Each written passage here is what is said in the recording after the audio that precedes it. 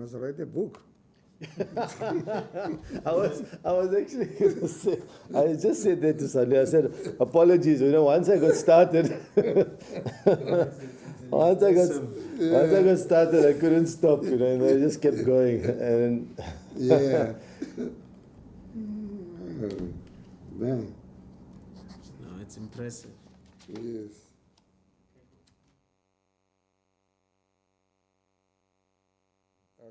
what time are we going live? Now. Okay. Good morning, everybody. Good morning, Mr. How do you pronounce your name? Is it Manack? Manack. Manack. Manack, yeah. Okay. All right. Yeah. Now, my assistant advocate, Mele, is running a little bit late, but that's of no moment. What I'm going to do is to swear you in. I don't know whether you are going to take an oath or whether you are going to affirm. I'm happy to affirm, Mr. Chair. Mr. Hussein Manack, do you affirm that the evidence you are going to give me is the truth, the whole truth, and nothing else but the truth? If that is so, please raise your right hand and say, I so affirm. I so affirm. Brilliant. Thank you. Your witness. Thank you, Mr. Chair. Mr. Manack, how are you? Very well, thank you, Sandile. Thank you. You have prepared a statement, which statement you have indicated that you will tender what is contained in this statement under oath, and you've taken an oath which was administered by the chairperson. Now, in your statement, there are a number of chapters in which you tell your experiences and you tell your story in relation to various chapters that are contained in your affidavit. For instance, the main chapter is titled My Story, Journey, and Experiences. And under that, you talk about your father's involvement in cricket. You take the reader through your journey, your cricketing journey. And there's also another subchapter called Playing in England in 1985 to 1991. And from 1991, you take the reader through your tour to India in 1991. In addition to that, you also talk about the Transvaal or Gauteng cricket. What were your experiences there? And you further talk about your experience while playing for the Easterns. You further make recommendations in your statement on how to take the game of cricket forward and how to ensure that the experiences which you have experienced and those experienced by others, how can South African cricket, which is a federation, ensure that those experiences are not repeated? Now I will hand over to you to take the chairperson and South Africa through your cricketing journey. Thank you. Thank you very much, Mr. Chair, and thank you, sir. What he has not told you is that you have got 2 hours within which to do this. I think when you saw the book I wrote you, yes. You had to warn me. Yes. So, towards 12 o'clock, you must try and taper to the end. I will be generous, as I always am, and I'll give you, because we have not started at exactly 10 o'clock, so I will give you the extra 15 minutes after 12. No problem, Mr. Chair. Thank you very much. Okay. Mr. Chair, what I'd like to do is, in fact, you've outlined most of my submission. I'd like to just do an introduction and then part of my journey, and then I'd like to, I think you've heard a lot over the last few weeks, and a lot of it I'm probably going to repeat, which I don't want to, but I'll just touch on it. So what I'd like to do is just bring some of my recommendations forward, and once we've got those, and then I will go into the rest of my submission, because I think then it will start to all fall into place, if you don't mind. No, I don't. Mr. Chair, what I'd like to, first I'd like to thank you for embarking on the SJN project, as I believe it's a much needed one. Initially, I must say I was reluctant to participate for a few reasons. One is I didn't want to dig up the past and go into this dusty attic of the past and dig up all the hurt and the pain of what took place. Secondly, I've never lived my life in a way where I've looked back, pointed fingers at people, and gone on a witch hunt for people. So I wasn't sure what this whole thing was about. And I was thinking, so for me, my life has always been, yes, these things have happened, and maybe they happened for a reason. Maybe they were lessons, and I need to grow and learn and empower myself out of those. And so for me, it was always about looking forward. I don't enjoy looking back. But the more I thought about it, the more I realized that perhaps this is an invitation and an opportunity to heal. It's an opportunity for me to reflect. It's an opportunity to go up into the dusty attic, open all the boxes, and have a good look at it, and then maybe convert that dusty attic into a beautiful art studio. Who knows? But not only for myself, but I think also for us as a cricket fraternity, Cricket South Africa, everybody that plays and loves and is passionate about cricket. How do we heal from the painful past of what took place, not only in the last 20 or 30 years, but if I go back to the previous generation, we talk of many of the past cricketers who didn't have any opportunities. Yes. I'll never forget an former cricketer once said that today cricketers are playing in the sunshine. The cricketers in the last 20 or 30 years played in the shade, and prior to that they played in darkness. So while we're listening to a lot of submissions of cricketers who are playing now, they're still playing in sunshine. It's democracy, there are opportunities. Cricketers today are playing on lovely fields. Lots of challenges, and those are what we're here to discuss. But I think I will want to probably take you back a bit and start a little.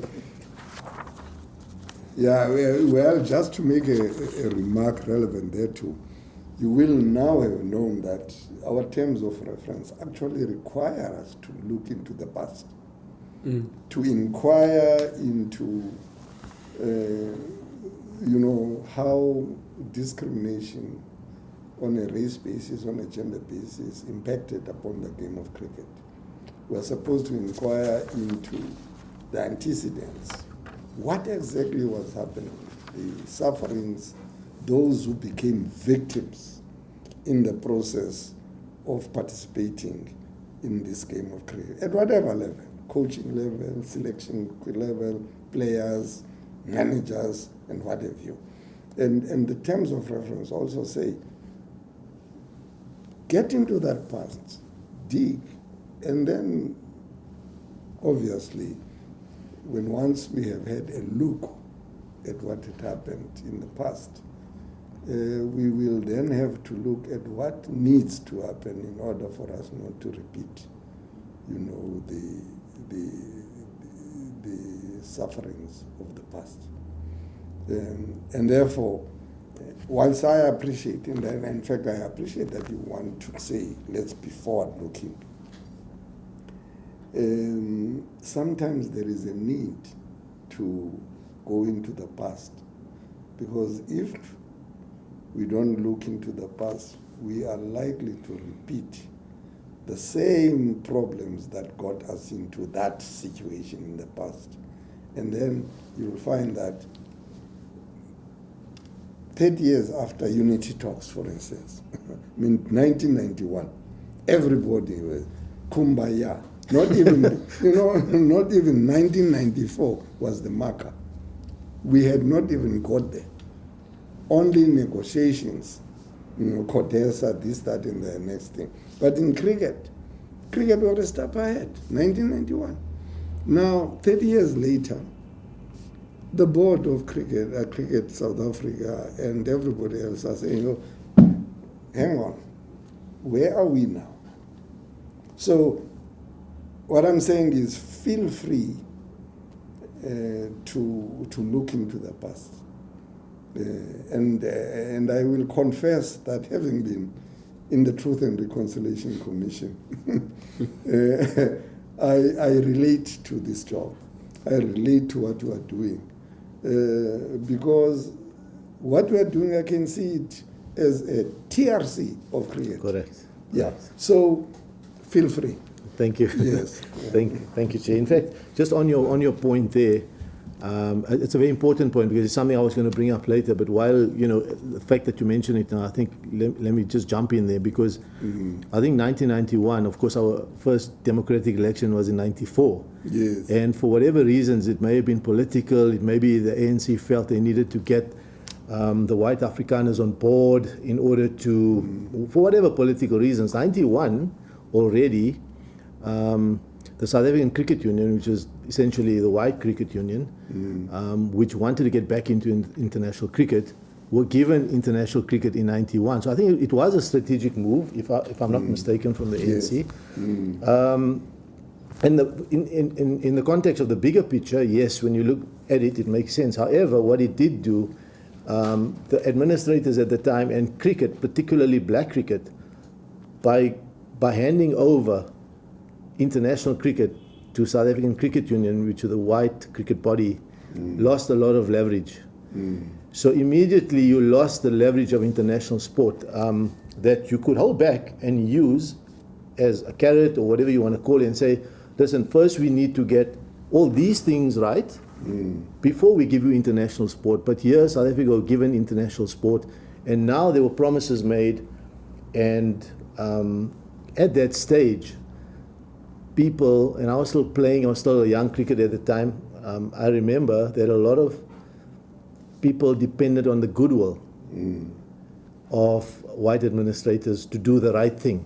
And as you say, there was the euphoria around the release of the political prisoners in '91, the Kumbaya moments, the euphoria, the beautiful energy that was going around, which didn't.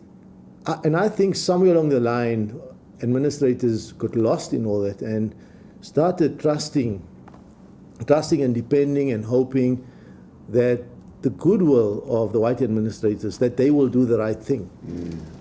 So, at that time, and we're sitting then 10 years later, we're talking about things like quotas, where for the first 10 years from '91 to 2001, there were no quotas. It was essentially dependent totally on the goodwill of white administrators, white selectors, white coaches. I played at that time in a team that was essentially all white. So you had 10 white cricketers, and many of them, we became good friends, and they were wonderful people, and they were white coaches, so everybody in that team environment were all white. The journalists that wrote on sport were all white. So everything was, and so they held on to what they had. The black administrators at the time, a lot of them came from the SACB environment, expected them to do the right thing because of the whole euphoria around unity and Nelson Mandela and all those things. And 10 years later, we're sitting going like, actually, if you look in our first class system, there's maybe 1 or 2 or 3 cricketers, black cricketers playing there. Where are the rest of them? A lot of them have been actually frustrated. They gave up the game. They stopped playing. And I was one of those in that period of time that just kept going, kept playing, And I'll talk a little bit about the '91 experience as well. But what I'd like to start, Mr. Chair, with is just mention How are you doing, Fumisa? I want to just mention up front 3 cricketers who, when I go back, and I mention these 3 names for specific reasons. One is a cricketer called Frank Gogo, so it's pronounced R-O-R-O. Okay. It's spelled Frank Gogo, hailed from Kimberley in the 1930s and 1940s. And Frank Gogo played a lot of his cricket in Crown Mines. They used to call him the Dusty Bradman. So Don Bradman was one of the best batsmen that ever played the game, an Australian who averaged 99.9. And Frank Gogo was very short, and by calling him the Dusty Bradman, basically what they were saying is he reminded everybody of Bradman, the way he played and the way he played his game. His highest score of 228 in provincial cricket, and they played mostly on bad pitches, so it wasn't the turf pitches of today. Yes. Another cricketer, Basil de Oliveira, and I think many of us have heard of Basil de Oliveira, talented cricketer from the Western Cape. His selection for the 68-69 tour of South Africa when he was playing in England caused the cancellation of the tour by John Foster at the time, the apartheid government, and what became known as the De Oliveira affair. It's an unbelievable story. It's almost like something like a book. You know, when you listen to it, you're like, how could all these things just play out the way they did? And that really also became a trigger to a lot that transpired after that. Then Babu Ibrahim was a left-arm spinner from Durban. A wonderful spinner who did play with my father as well, in a game against the international wonders who had a lot of international cricketers. He got 6 for 66 at Kingsmead. Ian Chappell, who was the great Australian player, said that Babu Ibrahim was better than any white spinner in South Africa and could have played for South Africa. But of course, Babu Ibrahim didn't have the opportunities. He had to leave the country to go and play in the Lancashire leagues, very much like Basil de Oliveira. Frank Gogo, of course, was from a generation before that. Mr. Chair, I start with these 3 examples because one is a black African, one is a colored, one is an Indian. Yes. Blacks, coloreds, and Indians have been playing cricket for over 130 years in South Africa. The perception that has been created from the start of mini cricket, which took place 30 odd years ago, was that black cricketers need to be developed. They need assistance to develop. But South Africa has been producing great black cricketers for 130 years. So when I started playing when Unity took place in 91, I found that was a major factor, that you came into a change room, into an environment where essentially nobody believed you could play. People thought that you needed to be developed, you needed to be assisted, you needed to be coached. And yes, we needed all those things. Yeah. But if the baseline belief, if the fundamental belief at the bottom of it all is that you can't play, you need assistance, you need to be helped in order to play, then the starting point was all wrong. So for me at that stage, I think that was the fundamental belief. A lot has changed in 30 years, so there has been a lot of improvement.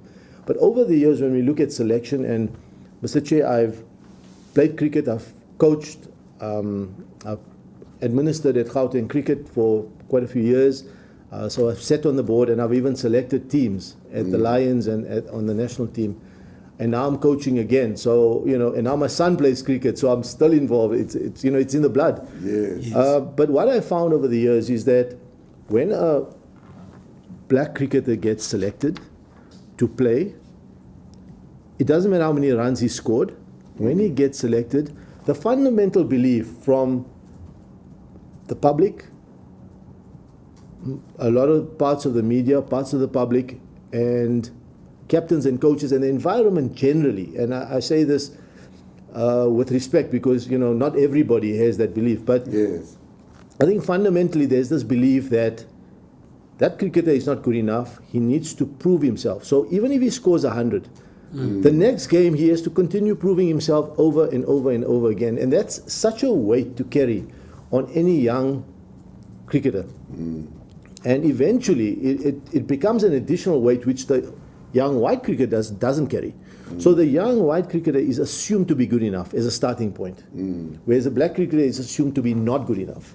So here you have the double standards at play. And I'll talk about this later as well.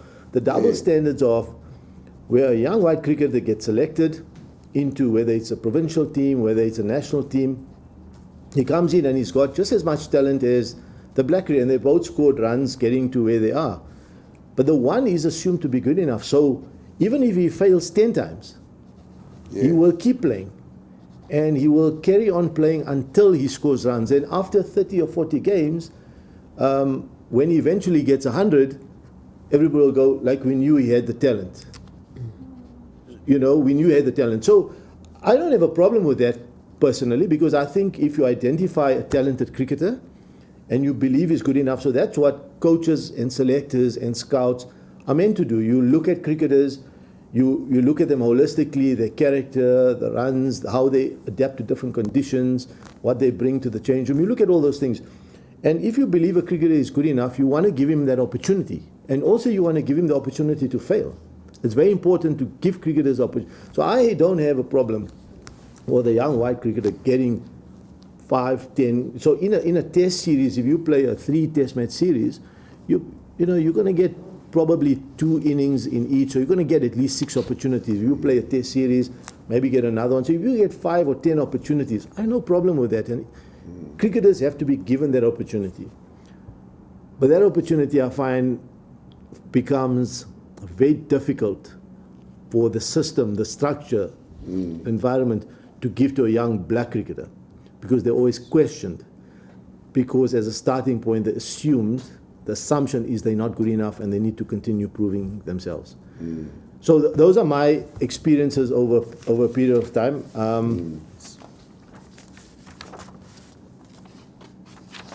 And then what I'll do is I'll just start, I'll carry on, if I may, with my story, journey, and experiences. Yes.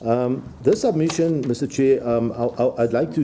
yes. Sorry, before you Sorry, continue, Famisa. can you just elaborate on, what informs those assumptions that black cricketers are just not good enough?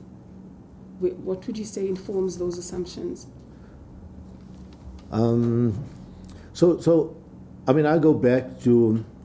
I think, we've all come out of 50 years of indoctrination, of reading and listening to, in those days, the SABC was basically a brainwashing machine which taught us how to think. Our education system in school, the education was basically training us how to think.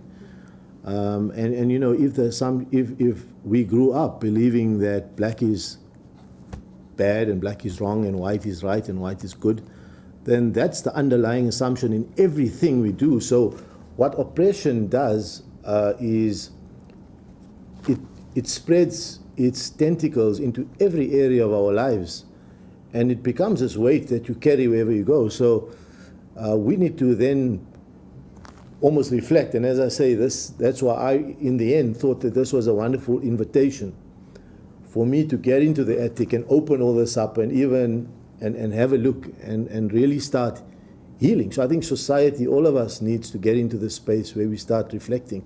I mean, early on, before we started, I said to Sandile, I asked him a question. I said, at what stage do we get to a point where the perpetrators, and when I say perpetrators, I also use it sparingly, because maybe they weren't perpetrators, maybe it was subconscious bias, maybe it wasn't racism. In some case, it was overt racism. In some cases, it was just unconscious bias, and people didn't know what they were doing. But at what stage do we get to a point where these perpetrators of all these acts that we've been listening to over the past 2 or 3 weeks, at what stage do they actually come here and apologize and say that what they did was wrong? And even if they didn't know they were doing it at the time, but acknowledge that, I didn't know, and I was taught to think a certain way in my upbringing, in school. I really didn't know. I wasn't aware of what these black cricketers were going through, the pain, the hurt that they're now coming to talk about, I just wasn't aware. And I don't think, as South Africans, you know, Mr. Chair, you've been through the TRC, there've been, I mean, some painful experiences you've been exposed to. I don't think as South Africans, we've been probably the most forgiving nation on earth. I don't think we can sit and hold that against people, but I think there needs to be a level of acknowledgement. There needs to be some sort of apology forthcoming from the perpetrators of all these acts that we've heard about in the last. I know I've deviated a little bit from your question, but I hope I answered it. Thank you. Yeah, you can continue. Thank you, Sandile. So this submission, I'd like to, Mr. Chair, dedicate to my father, who took ill with COVID a few weeks back, and he's in hospital in high care at the moment. We hope he's recovering, and because of his age, of course, he'll takes a little longer to recover. So, my father was dedicated and committed his life to cricket, a game that he loves and is passionate about, and made many, many sacrifices over the years for the non-racial struggle for equality and freedom for all South Africans. My cricket journey started soon after I was born. On the day I was born, my father came with a table tennis ball to the hospital and put it in my hand to check whether I was the right or left-hander, and to check how good my grip was. So, Mr. Chair, my cricket journey started from the day I was born, literally. And that's how we grew up. You know, we ate, we slept. Everything we did was cricket. Our life revolved around cricket. We also grew up, our upbringing in my home, in the community we grew up in. We grew up following and supporting teams like the West Indies, India, Pakistan. We could relate to these teams because they were black. We supported any team that played against South Africa. If South Africa played against Australia, we'd support Australia. If whoever South Africa played against, we supported the other team because we wanted South Africa to lose. We could not relate to an all-white South African team that represented an apartheid system. And we just couldn't identify with them. I grew up in Lenasia, in a township about 30 kilometers south. Just before I get there, Mr. Chair, when I look back at that time in my life, and it's amazing how life plays out sometimes. So recently, as a commentator, I got to meet Michael Holding and a lot of these heroes who I grew up worshipping. So Michael Holding was one of my heroes. Viv Richards was an absolute idol for us growing up in the townships. Charles Fortune. Sorry? Charles Fortune. Charles Fortune was a commentator, you know, Yes, and we used to listen to him, yeah. Imran Khan, Sunil Gavaskar, those were heroes to us, largely because they were black. Another one of my heroes was a guy called Ian Botham. And the reason Ian Botham became a hero to me and an idol was because Ian Botham was very close friends with Viv Richards, who was known at the time, and probably still is one of the greatest, most flamboyant, aggressive batsmen that ever lived.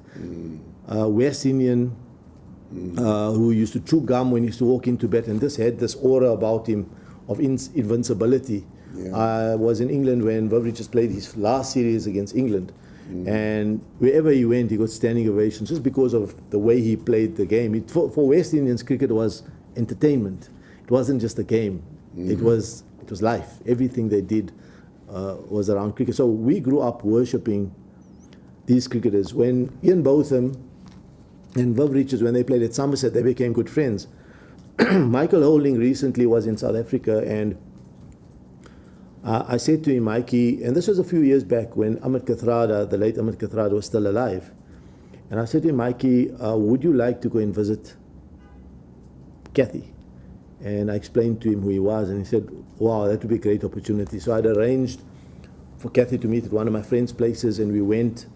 And at that time, that movie, The Long Walk to Freedom, was just being, I think it was around that time. And Mikey came and he met Kathrada, and even, I don't know if you remember, Lalu Isuchiba, who was also on Robben Island with Amit Kathrada. So in Lenasia, you know, they were very close friends, and Mikey met them. I even took Sunil Gavaskar at one stage to go and meet Mikey. And when I was taking Sunil back home, Sunil Gavaskar said to me, you know, Hussein, this was the most unbelievable experience of my life. To hear what all these political prisoners went through at Robben Island. It was an unbelievable, and he said to me, if I was, and Sunil Gavaskar is of course from a, you know, he's probably about 70, 80 now, but he said to me, if I was on social media and I had a Twitter and all these things, because he wasn't on, he said, this is something I would want to tweet about, I want to put it out there, because this is like, I feel like, you know, so excited about meeting and understanding what these political prisoners went through. So, Mr. Chair, the reason I'm bringing up the point of Viv Richards, Michael Holding, Ian Botham, Sunil Gavaskar, and talking about Nelson Mandela, Ahmed Kathrada, these were, for us growing up, these were our heroes. You know, they were our heroes. We grew up idolizing all of them. For us, when we played cricket on matting wickets, on the gravel, dusty fields in Lenasia, where there was the contrast. We played on dusty fields, matting wickets, whereas across the road in the northern suburbs, they were, you know, millions were being pumped into developing the game of cricket in these areas. And for us, every time we played cricket, we walked on the field, we hit a ball, we bowled a ball, we were fighting against apartheid, because at that time, the white administrators were organizing rebel tours. They were trying, during the height of apartheid, and when South Africa was been isolated from international cricket, white administrators in South Africa, South African Cricket Union, were busy approaching these same cricketers I spoke about. So Michael Holding wanted to meet Ahmed Kathrada because he wanted to know at the time, when he turned down an offer from the white South African cricket administrators at the time to come to play in these rebel tours, what was the ANC's stance on it at that time? Because the picture being painted now is they're trying to create a very different picture. But the reality is at that time, and Mikey talks about in Jamaica, where he grows up, when the cricketers who came, there were a group of West Indian cricketers, Australian cricketers, English cricketers who came on these rebel tours. And when they went back, they were banned from cricket, they were isolated, because people grew up knowing that apartheid was an evil policy. Apartheid government needed to be isolated. The only way to end apartheid was you needed to isolate the apartheid government, and therefore the anti-apartheid government took shape overseas, where they boycotted South African goods, South African products, and sport played a key role in that. So we were very much, and I was still 12, so we grew up in that. So politics and sport for us was one. We fought the apartheid government through sport. There was no difference.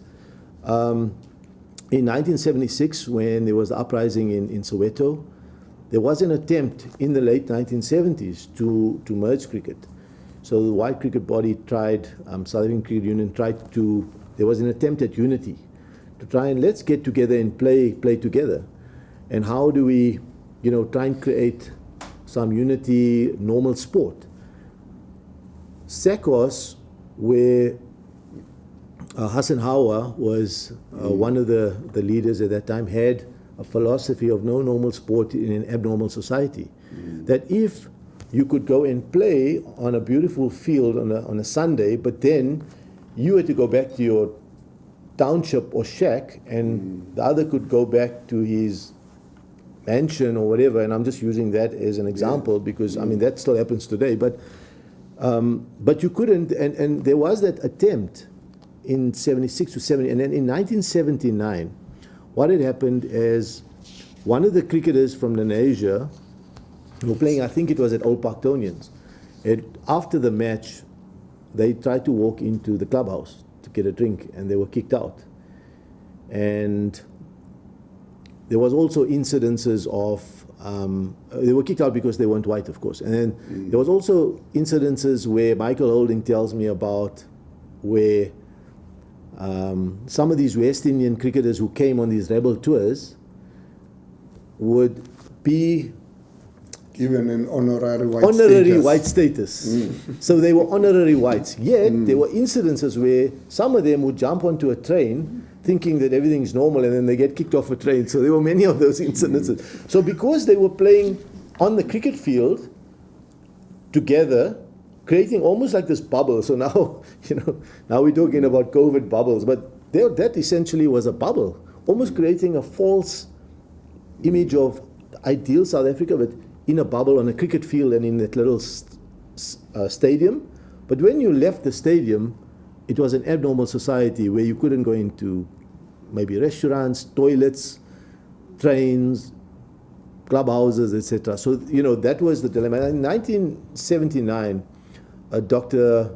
Abu Bakr Hali Asvat, who you may remember from the PAC, Hali Asvat was very active and loved cricket, very passionate about the game. And Hali Asvat was one of our leaders in Indonesia. So he even had this roll-up matting wicket at his house. He was involved with the club at that time called Crescent's Cricket Club. He was the chairman. He then said, look here, we got to move away from this. We can't create the impression, because around the world, there were people like Peter Hain in the UK, the anti-apartheid movements. When the Springboks went to New Zealand, there were people that were demonstrating against the Springboks. But in South Africa, if we create the impression that everything is normal, then what do those people all over the world, what do we expect them to do? They are fighting our fight, but we're pretending that everything is normal. When everything isn't normal, we cannot pretend any longer. So there was that attempt. In 79, there was a breakaway. There was a Transvaal Cricket Board that was formed. And Dr. Hurley Asvat was the leader there. And of course, Ali Bacher was the Transvaal Cricket Council and South African Cricket Union. There was that split again. Yes. And we then played for many years under the Transvaal Cricket Board banner. It was SAC B.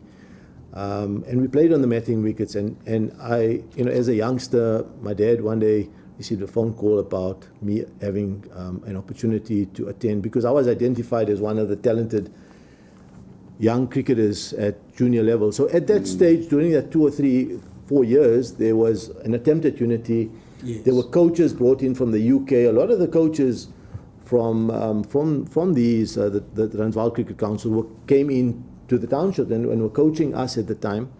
And they'd identified me as one of the talented youngsters who has a future. So one of the coaches went to Dr. Bacher and said, listen, this is a talented youngster for the future who could play for Transvaal or South Africa, and we need to look after him. So what had happened is one of the schools, cricketing private schools, had called my dad to say that we'd like to offer your son a scholarship or bursary at one of the schools. I don't remember, and my dad's also doesn't remember the name, but it happened at that time, just after the 1976 uprising, during 76, 79, somewhere around there. And my dad discussed it with us, and eventually he turned it down. And he said, I will not allow, and there's an article to that effect, and I didn't bring it, but now that I'm talking about it, maybe I'll send you may find it interesting, where the article says that Abu Manack, cricketer, sacrifices his son for the struggle, or something like that, because here was a youngster who had potential to go further with his cricket, and his father was essentially saying, I'm not going to allow him to go and get a good education. I'm not going to allow him to go and play on these wonderful cricket fields and get the best of coaching. I'm going to rather let him play on the dusty matting wickets and fields where we don't have anything. And that was the decision. So, at the time, I was as a youngster, I was very comfortable with it, because we grew up in that environment where, as I said earlier, everything we did was about, we fought apartheid through cricket. So it was interesting times. But I mean, that's the history we grew up in. So I've probably diverted a little bit away from my... Now, yes, you also mentioned then your experience in England, and I see that from 1985 to 1991, and I see that you have an attachment there about Youngsters Thrive on a heroic tour. Yes, and yes. I see some recognizable names there. G.A. Pollock, DJ Cullinan, S. Jacobs, B. McBride, and Mr. Hussein Manack. You recall this? I think it's a. That was in 92. Oh, that was in 1992. That was a Transvaal team. So this now had, so we're going forward now a few years. So this had happened now post-unity, where there was a Transvaal team that was asked to. So now remember that. But before you perhaps go there, take us through the your playing days in England, 1985 to 1991. Yes. Yeah, so I mean, I think I've spoken a lot about the SACB, Transvaal Cricket Board. We played on matching wickets, and essentially cricket was organized by volunteers. A lot of the coaches, I mean, in fact, everybody, administrators, coaches, nobody was paid. We played with some unbelievable cricketers who I still look up to. There were many cricketers who didn't, of course, get the opportunity, as we know. Kaya Majola was, and who later, his brother Gerald, who later became the CEO of Cricket South Africa. We stayed in one another's houses. That's how we toured. So when Eastern Province came to Transvaal, there were no hotels. We couldn't afford hotels, and they came in a taxi. The entire team would travel in a taxi all the way from East London, from Port Elizabeth, and with a trailer. And then, we would go, and one player or two players would stay at my house. And, I remember Gerald, we laugh about it, but he stayed in my house. And that's how we grew up. And we would go there, we would reciprocate. But there were many, many very talented cricketers. And even through the unity period of 91, when unity eventually took place, there was still a lot of talented cricketers who, at that stage, thought that maybe this was now an opportunity to maybe being recognized, etc. But that opportunity didn't come. But just before that, Sanjay, I want to talk about that England experience in 1985 to 1991. So what had happened is my school in my matric year, Topaz Secondary School, there was a teacher, Mr. Judgebai, who recognized my talent and said he started a fundraising campaign, cake sales, raffles, and stuff like that. And Pirates Cricket Club, which is a club I played for, very committed group of administrators went around raising funds. And together the school and the club were raising funds and collected money to send me to the UK to go and play cricket. They did this for a number of other cricketers as well. So I enjoyed my experience in the UK. And I was still 17 years old at the time. So it was an eye-opening experience, because the first time you got to see white people doing menial.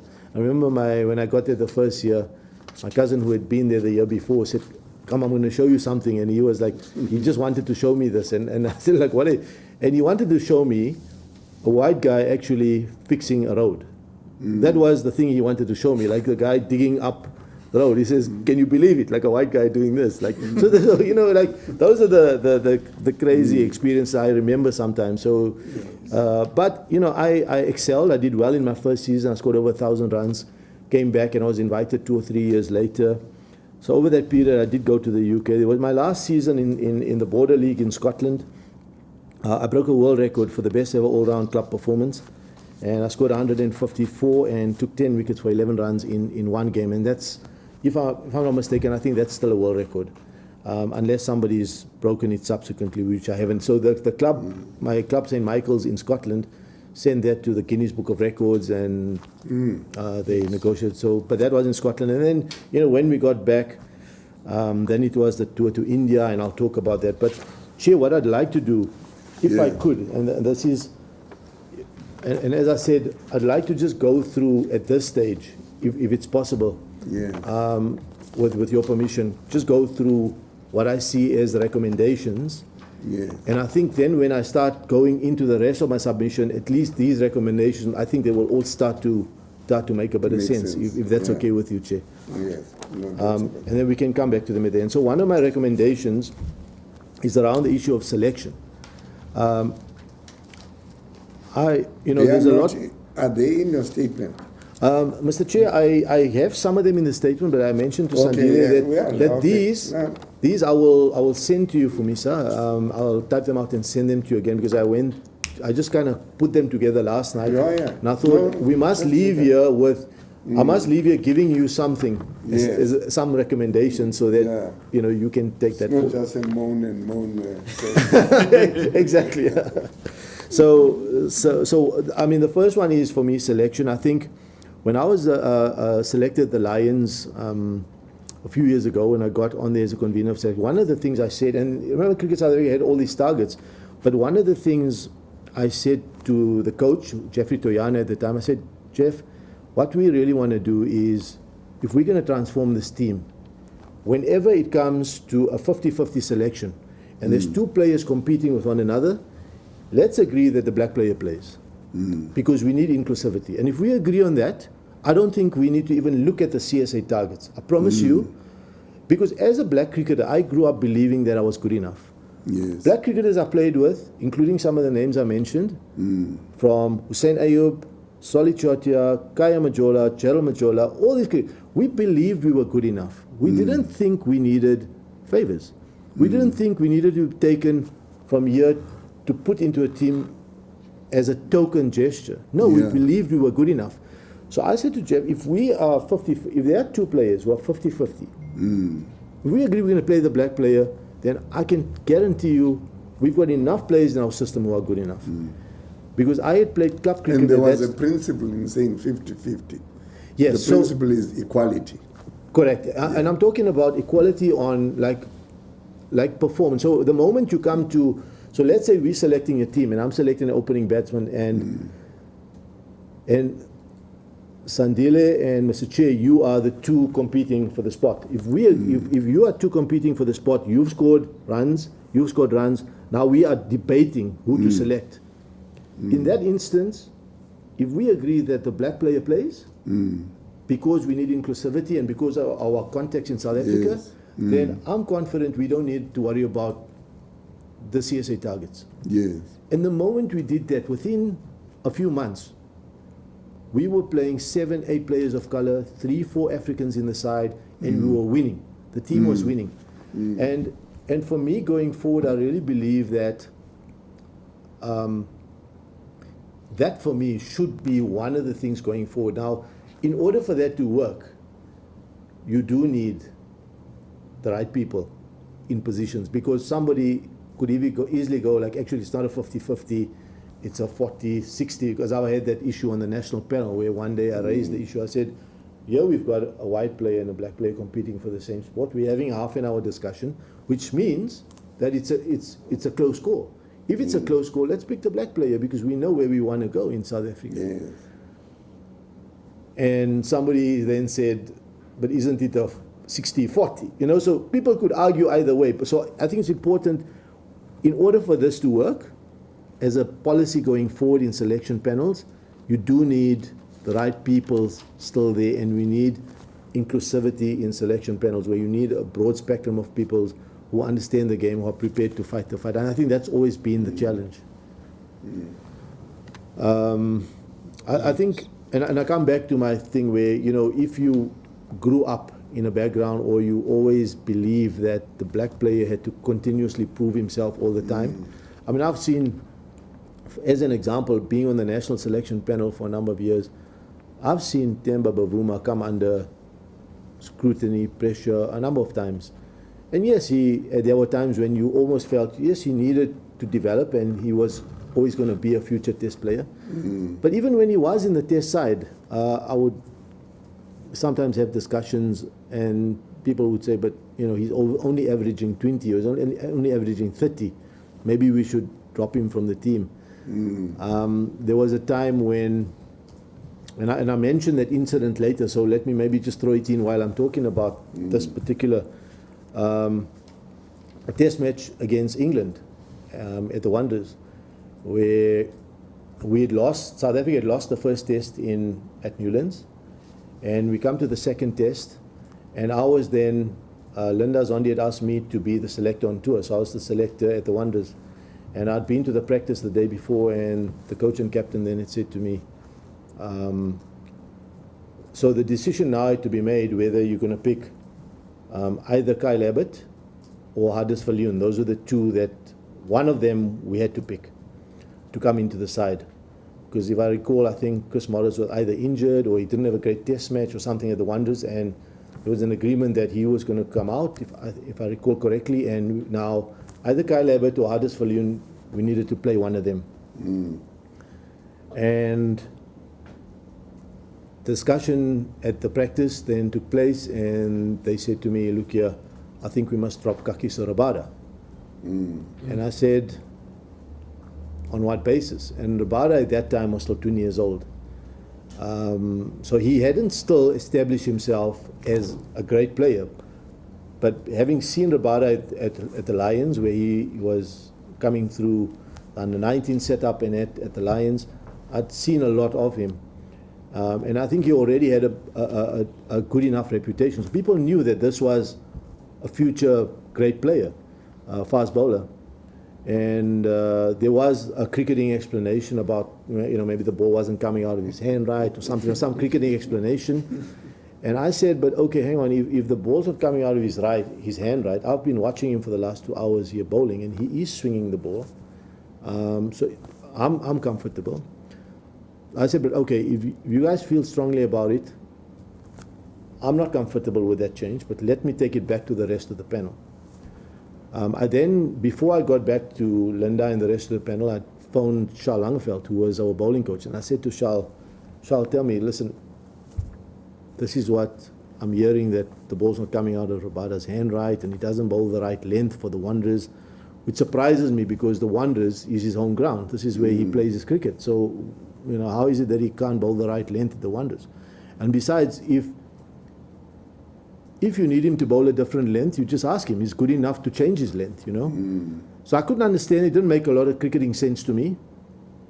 But I took it to the panel. But Charles' view was that he was comfortable that Rabada was bowling quite nicely, and he didn't have an issue with Rabada playing. So I took it to the panel, and we had a conference call that evening. And unanimously, everybody on the selection panel, and that time, if I recall, I think Ashwell Prince was on our selection panel as well. Ashwell was there. It was Linda, Errol Stewart, and everybody on that panel was unanimous that Rabada has to play. So I then got back to the coach. I said to him, look, here's our decision that Rabada has to play. And then I think there was one more spot that needed to be filled, and I said, look, so Rabada stays in the team, and that one spot that's available, I think we may have said to them that between Abbott and Viljoen, you guys decide who you want. We don't have a strong view either way, but either one of them, because Hardus Viljoen had a very good season for the Lions, and he was bowling well. It's his home ground, and Abbott is a fantastic bowler too. So either of them would have served. And in the end, I think they went for Hardus Viljoen, but they weren't happy with the fact that we had stood our ground. In that test match, Mr. Chair, Kagiso Rabada got his first 5-wicket haul in Test cricket. In that test match. The next test match, the third test match at Centurion, Kagiso Rabada got 13 wickets, which was his career best, and ended up winning. South Africa ended up winning that test match at Centurion, largely because of that Rabada performance. And I raise this now because I was going to discuss it later, but I brought it forward because when we talk of selection, if there are two players, so in this instance you had a young 20-year-old Kagiso Rabada, and then you had Abbott, and surely at that stage as selectors now, we got to look back and think, firstly, talent-wise, there's not much difference between these two. If we look at the country we're in, the South Africa we're living in, surely Rabada is a cricketer for the future. Surely he needs, as a young cricketer, the confidence to be playing games as opposed to what tends to be the trend over the last 20-odd years, the trend of picking players for one game, dropping them, picking them, dropping them, because that doesn't give you confidence. The player needs to be given confidence and played for as long as possible. And that's not always possible because sometimes a player may come in as an injury. So if somebody gets injured, you may have to bring a player in, and which means that when that player recovers, he's going to come back down. So you do have instances where you cannot always give a cricketer a long run in the team. So it's not always that easy to just pick a player and play him. But in this instance, Rabada had established himself in the team. He bowled well at Newlands. I think he may have picked up 2 or 3 wickets. In fact, I remember he probably bowled one of the quickest deliveries there, almost about 150 kilometers. And he was running in and bowled a couple of very good spells. So it made no sense. But I say this because I think a 50-50 policy decision where if it's monitored, and these things have to be monitored very much like the quota system and things like that at the moment. My difficulty with the quota system at the moment, and I was one who many years ago, it's on record, I went in the media and I spoke about the need for quotas. That was in 2001 to 2003. And I said, why does South Africa not have quotas or targets? We need to get players of color into the system, and opportunities need to be given because they're good enough. I think the implementation of the quotas has been a challenge. And we sit here, and Cricket South Africa has the scorecard. So, you know, coaches and selectors, and we need to pick a team. And I think Ashwell alluded to it the other day. He says, we're in the change room now, you need to pick so many black Africans, you need to pick, you know, and then so many whites. And and when I was in the selection panel, whether it was at the Lions, and I used to say to Linda, I said, guys, we've got to pick our best team. If we pick our best team and we stick to this 50-50, I guarantee you we will exceed the quotas. We do not need favors. Black cricketers don't need favors. We don't need special compensation. We're good enough. There's enough good enough cricketers. But just be fair. The struggle has always been about the fact that we believed we were good enough, but we were not given the opportunity. So even when it was a 50, and even when we were much better and performing better, and you allude to that England tour, and I'll give you another example, and many cricketers have come here telling their stories about the performances, and yet they were not picked. So that's always been our fundamental belief, that we've always exceeded expectations. We believed we were good enough, and we were not given the opportunity. So the 50-50 for me makes sense, because when you pick a black cricketer who's 50-50 on par, and you're having this discussion about who plays and who doesn't play, that means he's good enough. Already the fact that you're having that discussion means it's good enough. But if you've got to pick a black player or an African player or whoever, and you've got to pick that player, but in that particular position at that time, there isn't a player good enough. And let's say he's 20% and he's just out of form. But you're forced to play him and you pick him when he's out of form at the wrong time. So I was at a school tournament when my son was playing a few years ago in Bloemfontein, when it was an under-15 tournament, and I was watching, and I went to one of the coaches and I said, you know, I don't mean to be funny, but I don't see the standard of cricket. Has it dropped, or what's going on? Like, I don't see any technically good enough batters. And he gave me this long story, and he said, at one stage, I got the impression then that what had to happen is because they had to pick a black African batter in the top 3 or top 4. So that was the CSA, like the scorecard that they had. So the coaches had to pick in their setup for whatever reason, and of course, you know, which means that their coaching and their development prior to that had failed to produce a black African batter, but they didn't have a batter at that time. So what they did, they took a bowler and they batted him at number 3. And so they were taking bowlers and playing them out of position just to fulfill the target, so that they get a tick as a coach at the end of the day. And when the report goes to CSA, they go like, okay, you had a black African batter in the top 3, we're happy, everything's fine. When actually everything's not fine, because what you've done, you've destroyed the confidence of a player, you're weakening the system, so those things at the moment are not, I have a difficulty with that scorecard system, because it's not practical on the ground, and I don't think there's enough monitoring that goes into it. The monitoring, I think, has to be done.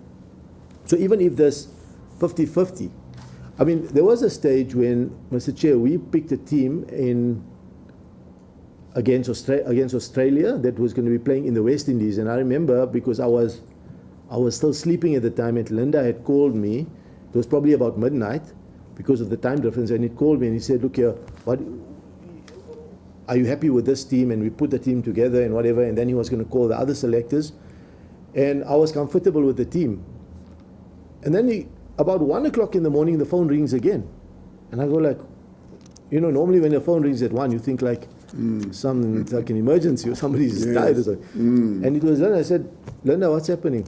And he says, I just wanted to tell you, do you realize that we didn't even think about it, but the team we picked to play Australia tomorrow has got 8 players of color, and it's got, I think we had about 4 or 5 black Africans in the team, something like that.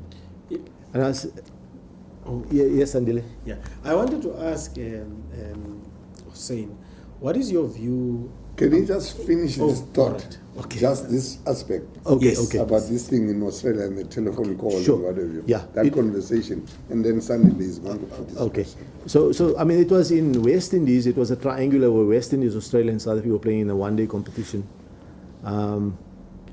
And when he said to me, like, we've got 8 players of color, because remember, we had this target of 6 or 5, or I think it was 5 or 6, and we needed to play 1 black African and stuff like that. And I said, I said, oh, really? I don't even know that.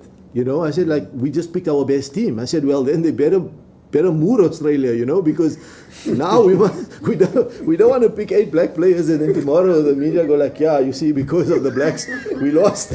So in the end we actually did beat Australia in that match. We didn't do too well in the series overall, but in that match I remember we played, and it wasn't every match, but the conditions are different. You need sometimes 2 spinners, sometimes 1 spinner. It depends what the coach and captain want. But I think for me that should be at a higher level. You should fundamentally pick your best team. I must say, being involved at all levels of coaching and also at selection, I find it very uncomfortable to have to start with numbers, where you have to pick so many players of this color, that color. I don't think it helps the change room. I don't think it's helping And the for you, coaches. that 50-50 does it for you. I think for me, Mr. Chair, I think that does it. You need the right people implementing it, and I think you need almost an independent, almost like maybe an ombud or whatever, maybe monitoring it. but I think it needs to be monitored independently, because I think at the moment these things are being monitored by Cricket South Africa themselves. So they almost like, it's almost like, I don't mean it in a derogatory way, but almost like you're asking the fox to take care of the hens. Like they not. So they will be critical of their own people in their system, but they're not going to go out there and go like, hey, hang on, these guys are messing up. They're not doing what they're supposed to do, and you only find out when in the end there's an explosion and judge has to come and do it. It has to be a hearing after 10 years. These things should be monitored, I think, on a continuous basis all the time. They need to be monitored, and preferably, in my opinion, by probably an independent, maybe a panel of former cricketers of mixed backgrounds who understand, and they need to, at every level, go up and down the system and be monitoring.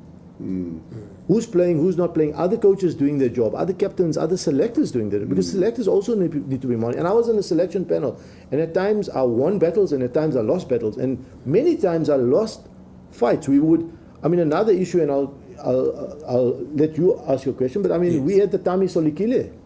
I was not the first one when they were in England, but I was on the panel in 2013 when Tami Solikile was not selected for that test match. I think it was against New Zealand, 2013 or 2014.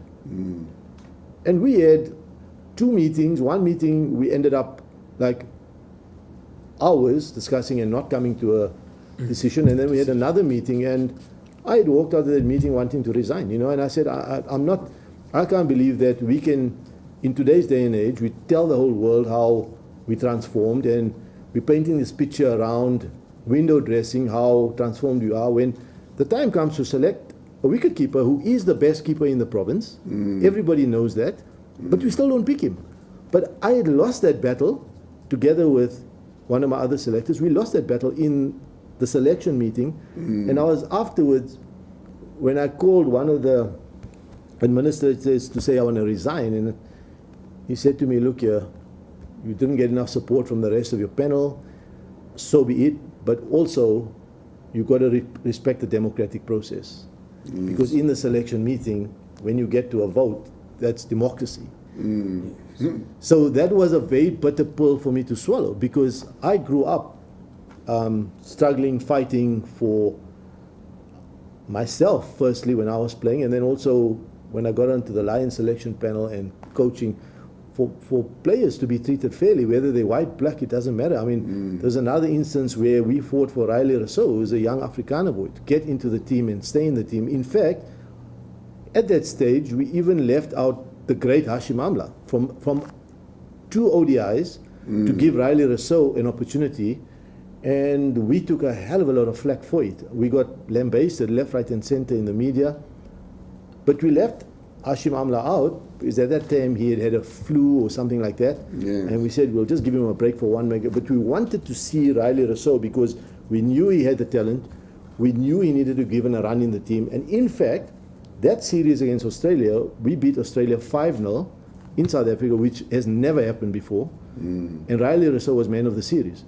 Alan Border, I remember, who was the great Australian captain, came to me at the last ODI at Newlands, and he said to me, when he found out I was a selector, and he said, you guys made a really brave call to play this youngster, and especially in the first 2 ahead of Hashim Amla. Like, we really didn't drop Hashim Amla because he's just a great player. You can't drop him. But we used that opportunity when he had a flu and he maybe wasn't fully recovered. We said, just one more game, let's play him. And we played him. So for me, it was never ever about picking a black player over a white player. It was never ever about that. It was about how do we create equality in the system? How are we fair to everybody? Now, the intervention, be it a quota or be it an intervention via creating additional academies specifically for black cricketers in the townships, cricketing schools, those things I think where perhaps could be looked at. Maybe there's room for improvement. Maybe we fail ourselves in those areas. But I think when it comes to selecting teams, it's a very difficult exercise when you have to pick colors, different color cricketers, because you're not always going to get your best team if you do that. And then it starts to create dissent in the change room. And remembering that I was probably one of the first people to actually talk out for quotas, because I always wanted quotas. And I believe quotas, for me, till today, they do work. I think they work, because if you have to go and do an exercise, and I think Andrew Sampson, who's the CSA statistician, will give you these stats straight away, Sandile. If you ask him, or for me, say, from 91 to 2001, how many black cricketers played first-class cricket or franchise cricket, and from 2001 for the next 10 years, you'll see a huge disparity. So it was around about 2001 when quotas were implemented. So quotas worked. They did work. It worked in creating opportunities for cricketers who were good enough.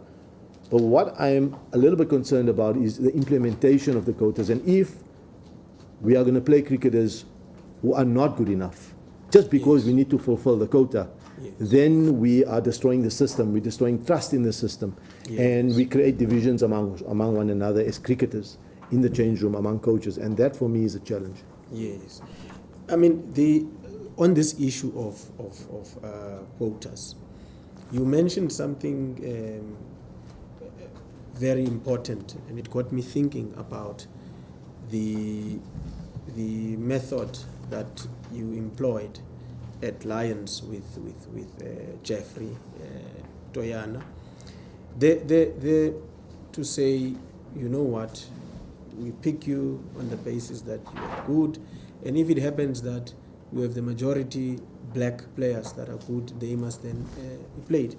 You know, what about the view that, and I know that you've repeated this, that you are not against quotas, but you are against sometimes the way in which they are implemented. Sure. Now, quotas, as I understand them, or targets, as I understand them, it's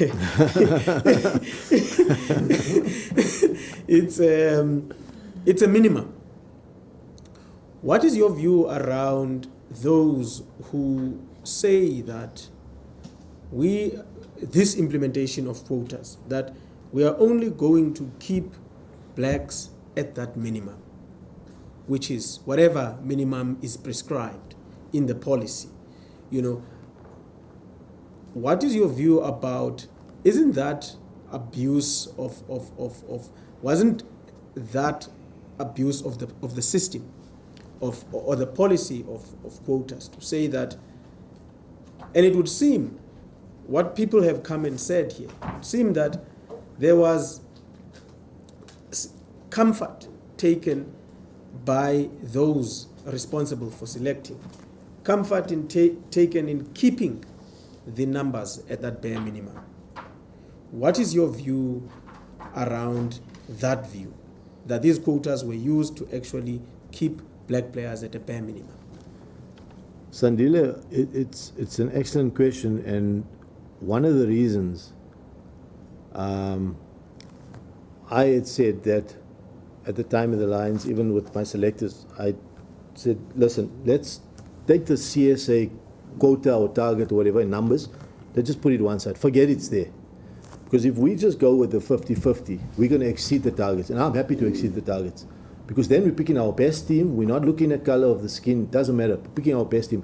And in the end, even if we fall short of targets on a particular day, because maybe Rabada's injured or this or that, it's fine, I'm comfortable with that, I can live with that, because I know we're picking our best team, because tomorrow, because then the system below that must do his work. But to answer your question, I agree with you.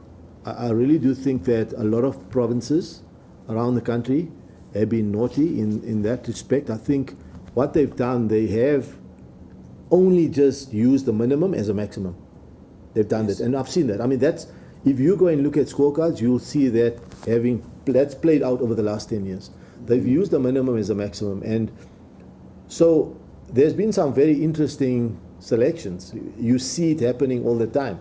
So sometimes, and if you, there'll be a lot of young cricketers who come and tell you that that's what happened. And some of them have already come here and said their stories. So if, for example, let's just say a black batter gets injured, instead of replacing, and they don't have another black batter to replace him with, they have to pick a white batter to come in, then they'll drop a white bowler and they'll bring a black bowler in, you know, and they'll move things around in order just so the numbers are right. You know, and for me, that doesn't make a lot of sense. So people will get dropped for like strange reasons. And they're like, how did this happen? But there's no cricketing logic to it. The only thing is they need to keep that, like you say, maximum. Yes. But I think that if you are going to have a target or a quota, then that has to be, I think, reiterated that it's not a maximum. It definitely is a minimum. And actually, your goal should be to exceed that, because you want to try and reach a stage where you're almost getting in line with the demographics, but it needs to happen in an organic way. Yeah. Yes. I think at the moment it's not happening. I mean, look here, I can understand for me why what's happening is happening. So as I said, quotas have worked.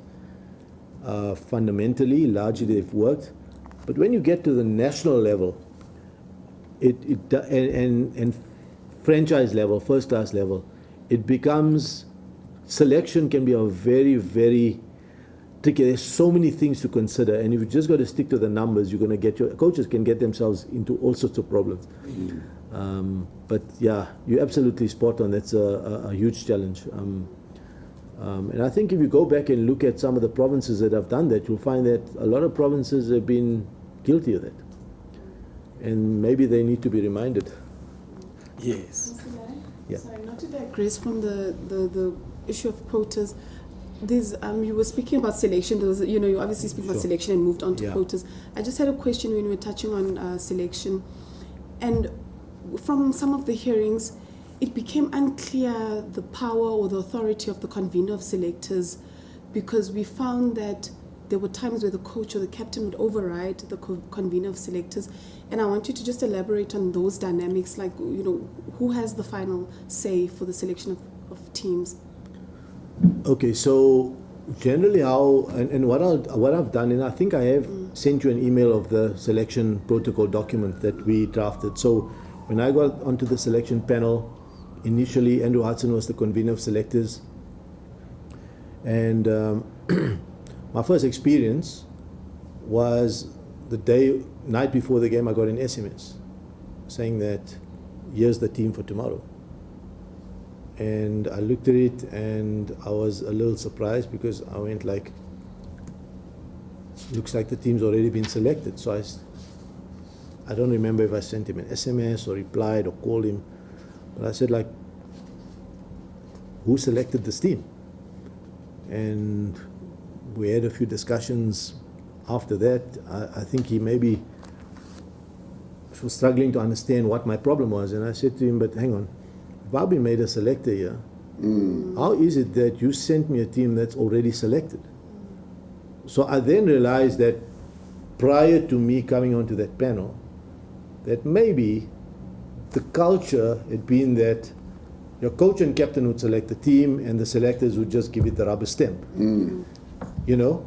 So what are they selecting? So what are they selecting? So I then got the impression that that was maybe the case, and maybe what the role of the selection panel was actually to select the squad. So if the team was playing in a series or maybe going overseas, you needed a squad of 15. And the selectors would scout and look at domestic games and stats and everything and put together a squad of 15. Then once that squad goes, the selectors are not involved anymore. They just get the team via SMS or whatever, and this is the 11 that's playing tomorrow. So I think that was the culture prior to that. So essentially for each 11 that played, generally the culture was very much that the selectors would select, but the coach and captain, and if there was a convener of selector who was on tour, it was then the three of them. It was the convener of selector or the selector on tour together with the coach and the captain. What became very difficult, and it's something I found very difficult, is you still had to deal with, as a selector, you're still dealing with the coach and the captain.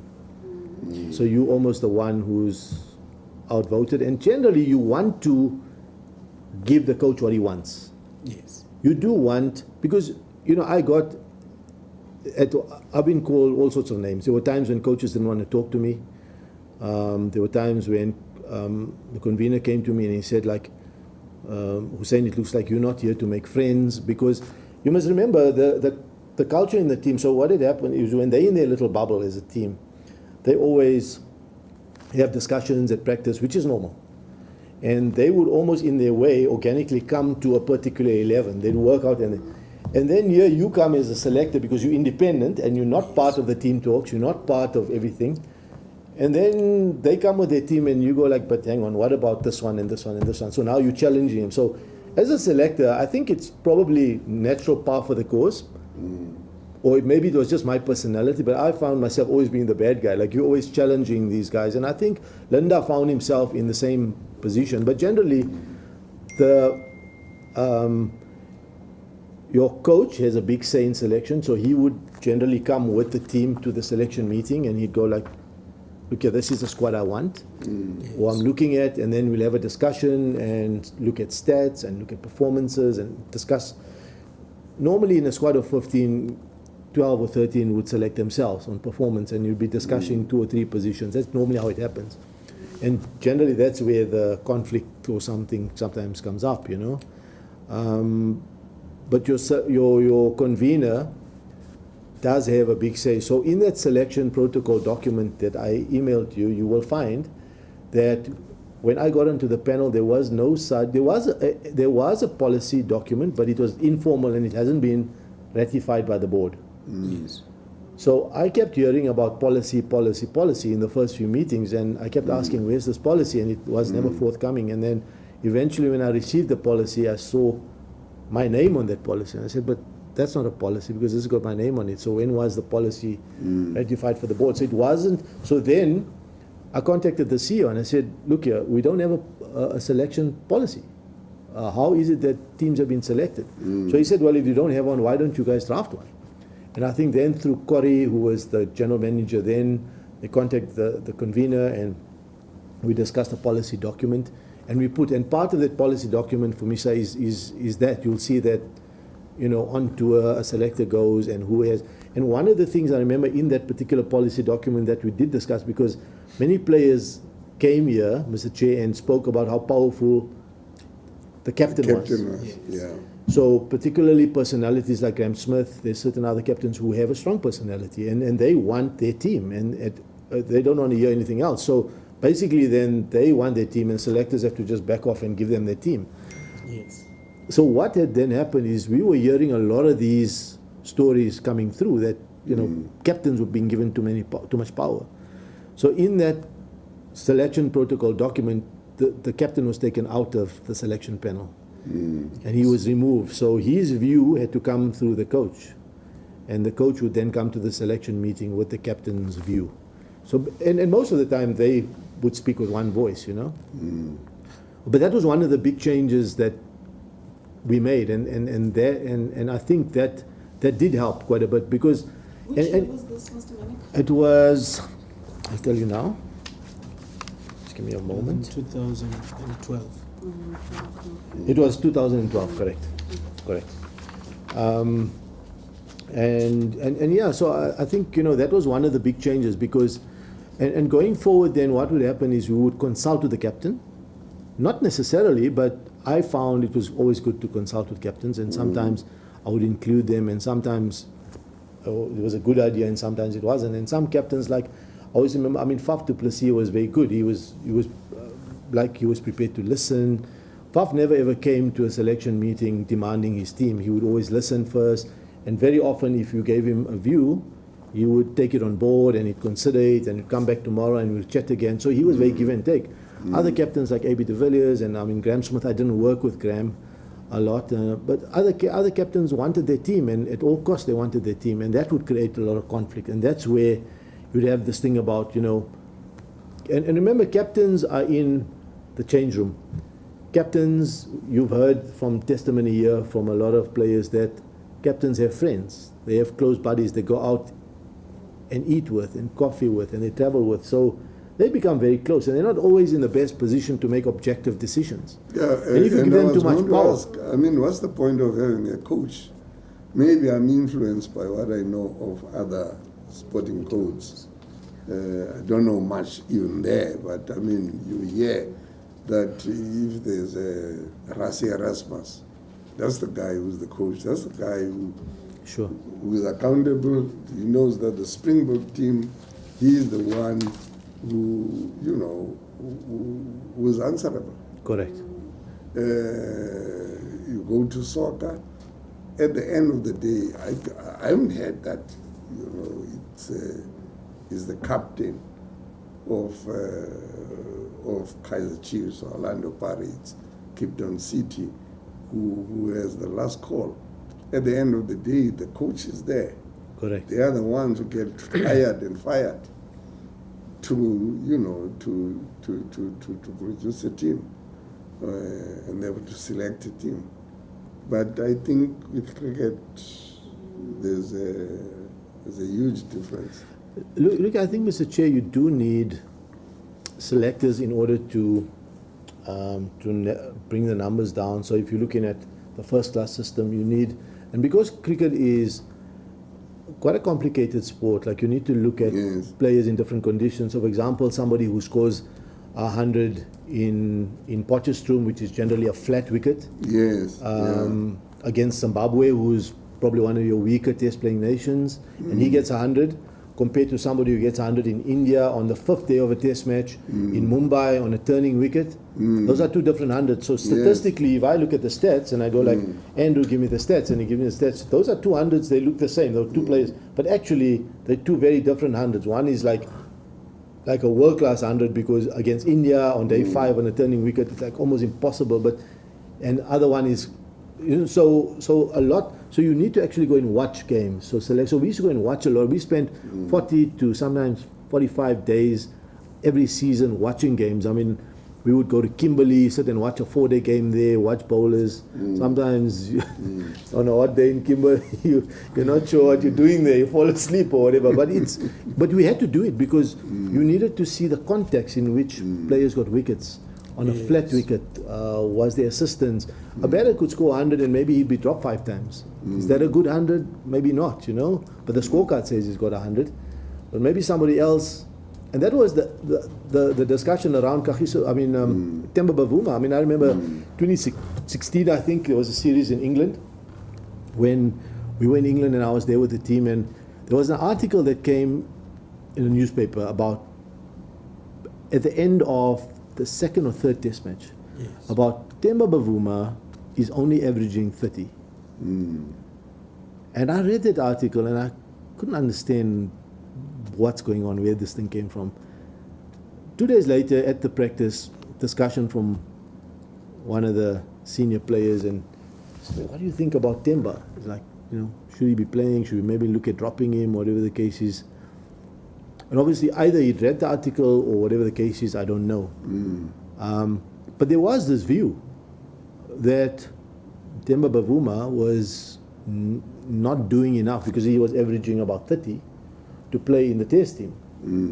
I had a different view, and so did my other selectors, that Temba had scored, and I was in Wellington at the Basin Reserve a few years before that, where we were, I think, in trouble. The South African team were in big trouble, and Temba and Quinton de Kock put on a 150 partnership and we won the game. So Temba has played many innings where he may not average 40, but he's come in at times when he saved the team. So he's played these innings of character that saved the team when they were in trouble. So for me, sometimes that 50 is worth 100. Where 100 in easy conditions against, as I say, Zimbabwe is maybe not worth 100, it's worth less than that. So you've got to put things in context all along the way, But yeah, there's a selection can be. Look, on the captaincy issue, while we're discussing it, I think there was another incident which I was a part of, and it was also became a very controversial issue. It was the Kaya Zondo issue in India. And I was there. And what had happened with David Miller was a batter who was battling for form. And throughout the second, third, fourth game, we'd had discussions about teams. And I said, listen, David Miller's not doing well. Maybe we need to get Kaya in, bring him in and do a swap. And they kept playing. At one stage, David Miller even opened the batting. So just before the match, I discovered that they're going to take David Miller and move him to open the batting. And I was very surprised at that move, because maybe it was a tactical move, but in my mind, and maybe I grew up with a very suspicious mind, having to read between the lines of newspapers all these years.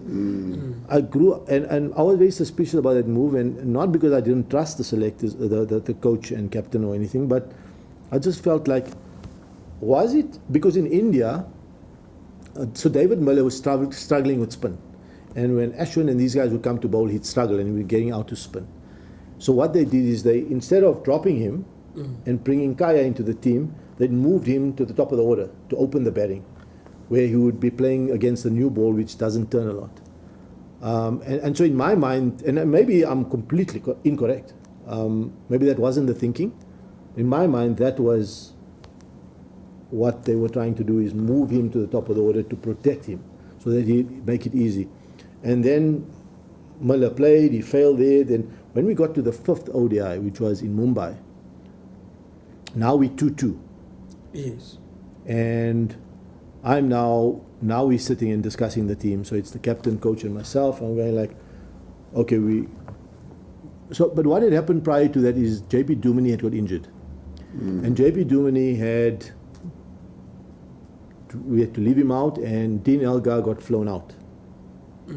So JP Dumini, when he played in the team, played as a batter, but he also played as your sixth bowler, because you pick 5 bowlers, but then if one of your batters bowls a little bit, it gives you an advantage, because in case one of your 5 bowlers doesn't bowl well, you've got somebody who can bowl maybe 2, 3, 4 overs and makes up those overs. So Dumini played as a batter, but he also was fulfilling that role of a 6 bowler. So if you go through scorecards, you'll see JP Dumini would often bowl 1, 2, 3, 4, 5 overs in between.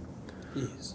So when Dean Elgar came across, there was the thought that Elgar bowls a bit of left-arm spin, so we could put Elgar in place of Dumini. I was okay with that. I chatted to the guys. We said, okay, it makes sense because I like for like selection. And out there, I think in the media, a lot of people misunderstood that because they thought Elgar was coming in place of Zondo, which wasn't the case. But for me, Elgar was, and that was a discussion, that because Elgar bowled a bit of left-arm spin, he could play that too-many role where he was a batter, but also he could give you some left-arm spin as a six bowler. So it made sense, and I was happy to discuss that. But I also was not happy with David Miller being in the team because I felt David Miller needed to be dropped, and if Kaya was the guy that was there who was going to be the backup batter, then we need to play him. We continued discussing that day. The coach and captain were not happy with me. I then said, okay, we had an hour-to-hour discussion in one of the rooms, and I then got back to the selectors and I said, guys, okay, this is the discussion. Do we play Kaya or not? And not unanimously, there was some disagreement, but in the end, majority of the decision was that Kaya should play. So essentially, it was the coach and myself had to make that decision, and it was still my call to make. I then got back to the captain. I phoned him and I phoned the coach and I said, look here, I've discussed with the selectors, Kaya is going to play. Wasn't happy, the captain wasn't happy.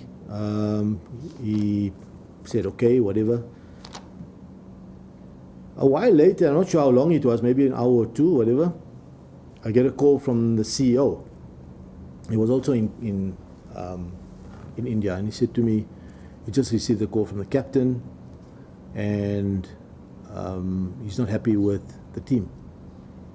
I said, well, that's fine. If he's not happy, but we've selected the team. And I've discussed it with him. We had a long discussion. In fact, we spent the entire morning.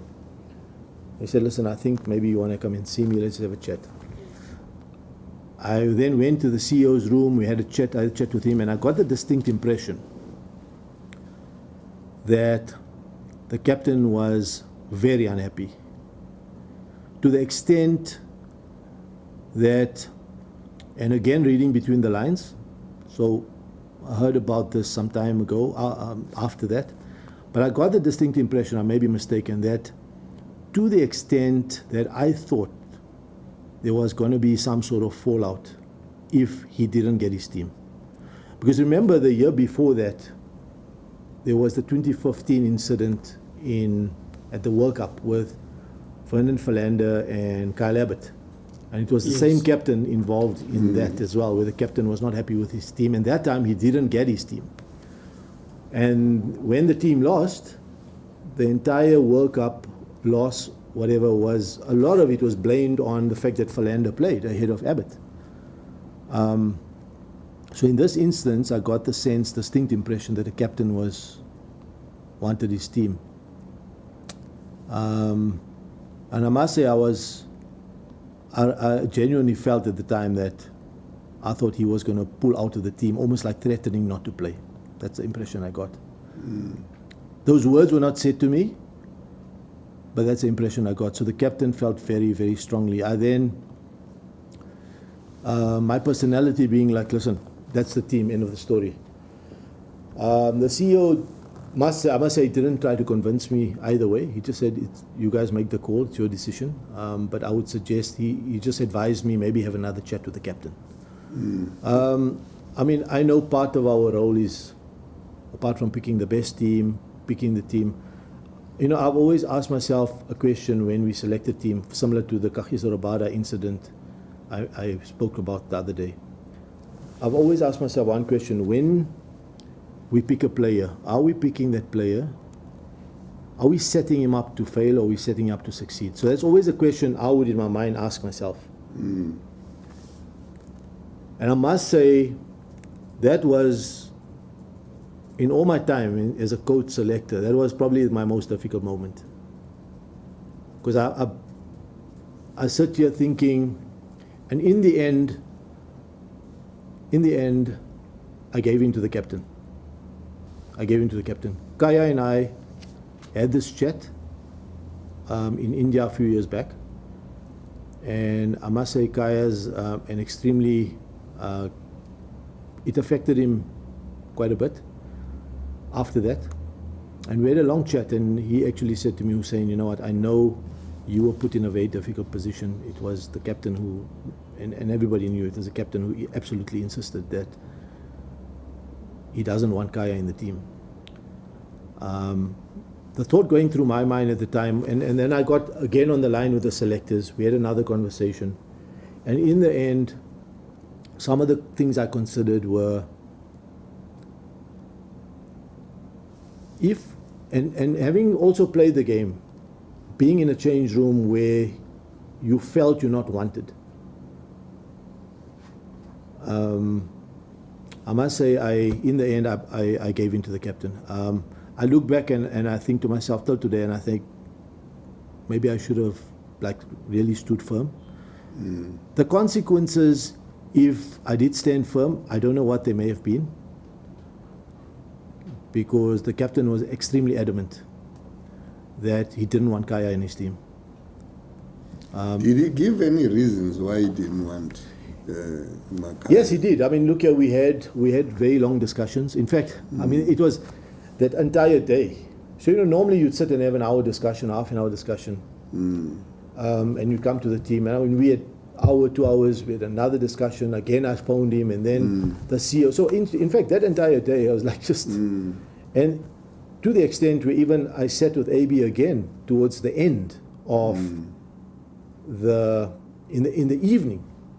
It's when I eventually gave in. I said, look, I think, but he did have, in fairness, he did have some cricketing reasons which did make sense. If I had in my way, I would have still played Kaya, because I think he deserved to play, and I don't think Miller, for me, he was getting an extended run and just carried on playing. So some of the reasons AB gave were, which I thought made reasonable sense, were the fact that you're playing in almost like a final. And in the final, do you want to play a young cricketer in a once-off match in a final in front of probably the most noisiest crowd in the world? That's going to be his first time in this particular environment. David Miller has played IPL cricket, he's been there before, and whatever the case is, so he'd prefer Miller. He's more established, his experience, he's played so many games, whatever the case is. He had a point. I didn't agree with it entirely, but in the end I just felt the fallout that could potentially come out of me standing my ground at that stage would have, I think, made things worse for the team, made things worse probably for Kaya, if, assuming he had played, I insisted he played, and if he played and he didn't score runs and the team lost, I think he would have been blamed for it, like Vernon Philander was blamed the year before. So there was all those things that were going through my mind, Mr. Chair, and having been through what I've been through all the years, I still look back at that particular moment and I think, should I have been stronger? Should I have stood my ground against a captain who is essentially worshipped in India? People love him in India, and if at the end of the day, if the team lost and he went out and said we lost because of this selection and this player I didn't want in the team, and he may not have said that, but I think that would have definitely come out in the media one way or another. It would have definitely come out, because that's what happened in 2015 when Philander was played ahead of Abbott. Somebody in the change room had leaked that information out. So these things find a way of getting out, and I knew that, and so that was part of the consideration that I had. I do regret it at times, and sometimes I think maybe I had no choice. I was boxed into a corner. I don't know, Mr. Chair. Yeah. Yes. Hussein, You've indicated in your page 20 of your statement, you talk about the protocol document, which was then agreed to, and it was a standing policy, Yeah. which guided the selection of starting level. And you've said that this document made it explicit. You say the adoption of this selection protocol document meant that the captain no longer attended and voted at selection meetings. Rightly or wrongly, there was a perception. Okay, you've dealt with this perception. Yes. And then you say the change, therefore, was an important change to the way Protea teams were selected. Paragraph 85. The policy document recorded, however, the following. The committee should have due regard to the captain's views, who is entitled to freely and strongly indicate his preference in selection. However, the captain is not a member of the panel. Now, you've indicated that as the selection panel, you and your fellow panel members had a view applying this policy that Mr. Zondo should play. Yes. How does that sort of behavior from the captain, who then over and above your decision, which I understand to be final, turns around and insists on the omission of a particular player? In fact, just before you respond to that,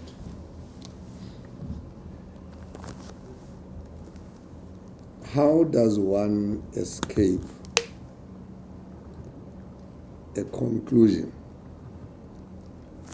that Kaya's exclusion was racially motivated?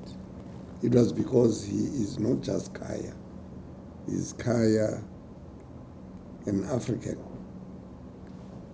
And the tendency was to say, listen, well, whatever we wanted, to achieve by having this representative team, and Kaya was one of those who would create that representativity. But he gets sacrificed because there is an insistence from, you must appreciate that I'm here making an inquiry at the behest of the board, which says transformation, whatever we mean by transformation. Here is an opportunity to present to South Africa a representative team, or let's say a transformed team. Why was it so critical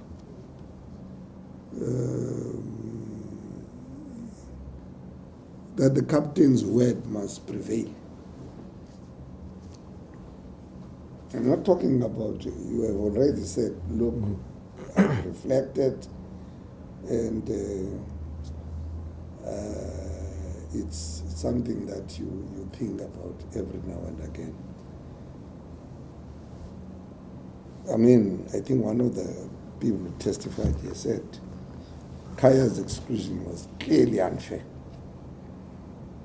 But I'm not so sure that he was saying it was unfair because it was clearly racially motivated.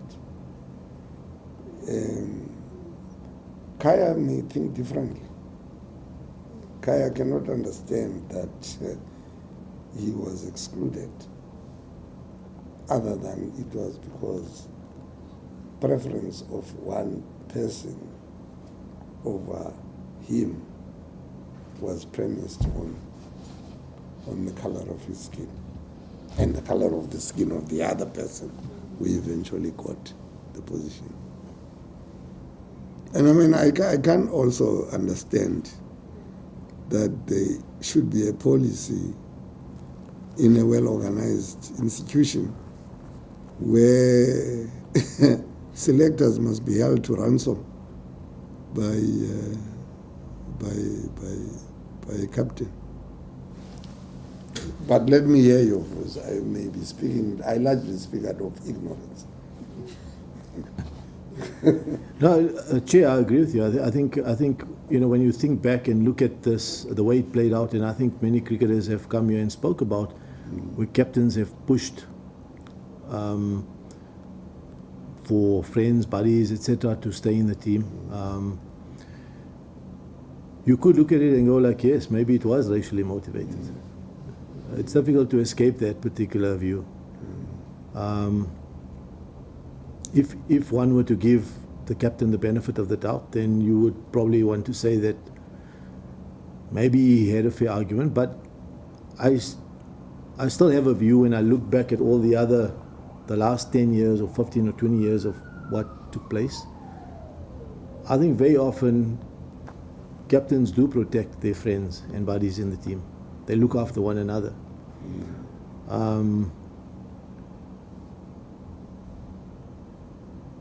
And that does happen. But as I said, Mr. Chair, I think, from my perspective, I often look back at it and I say to myself, if I was in that same position, would I make the same decision? And often I come to the conclusion that I should have stood firm. Yeah. I should not have given in to the captain. I often come to that conclusion in my mind. I feel I let Kaya down at the time.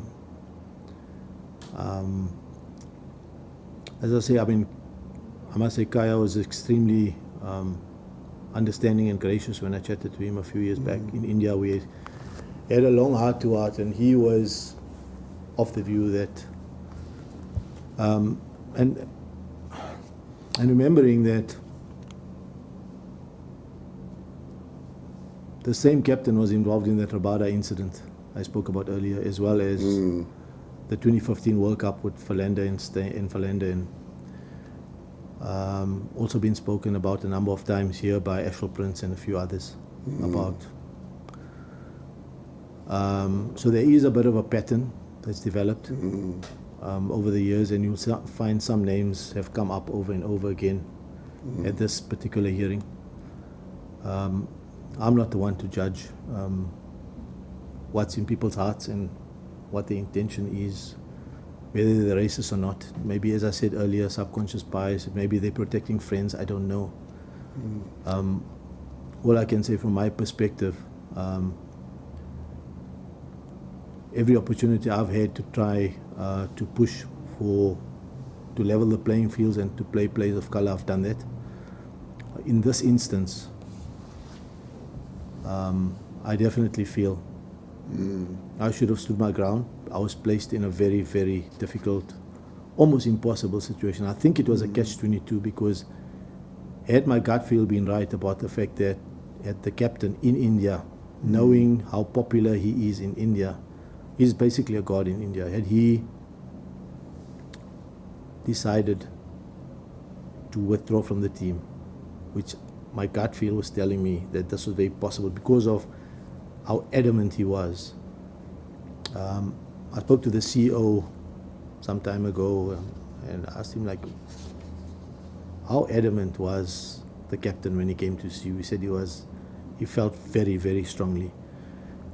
So that was one of the things in my mind, that do you put a player into a change room and environment with a captain who doesn't want him there at all cost? And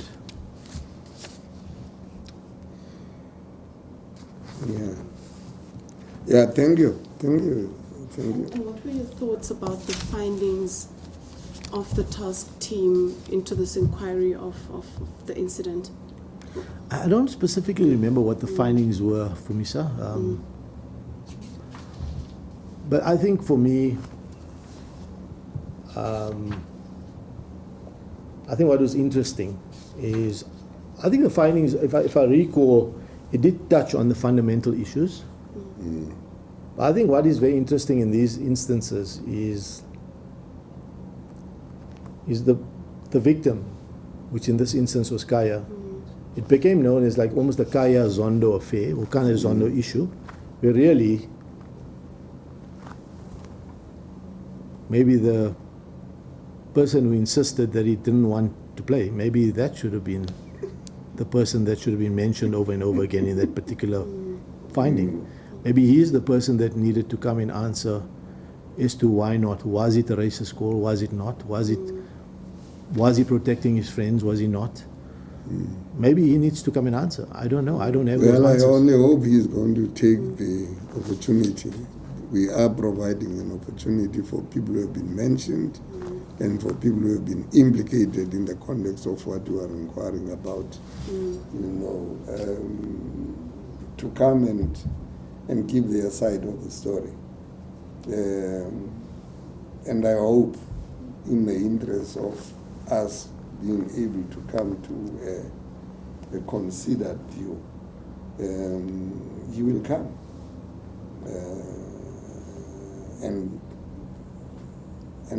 But the opportunity is going to be there. We have said it publicly, and I say it now.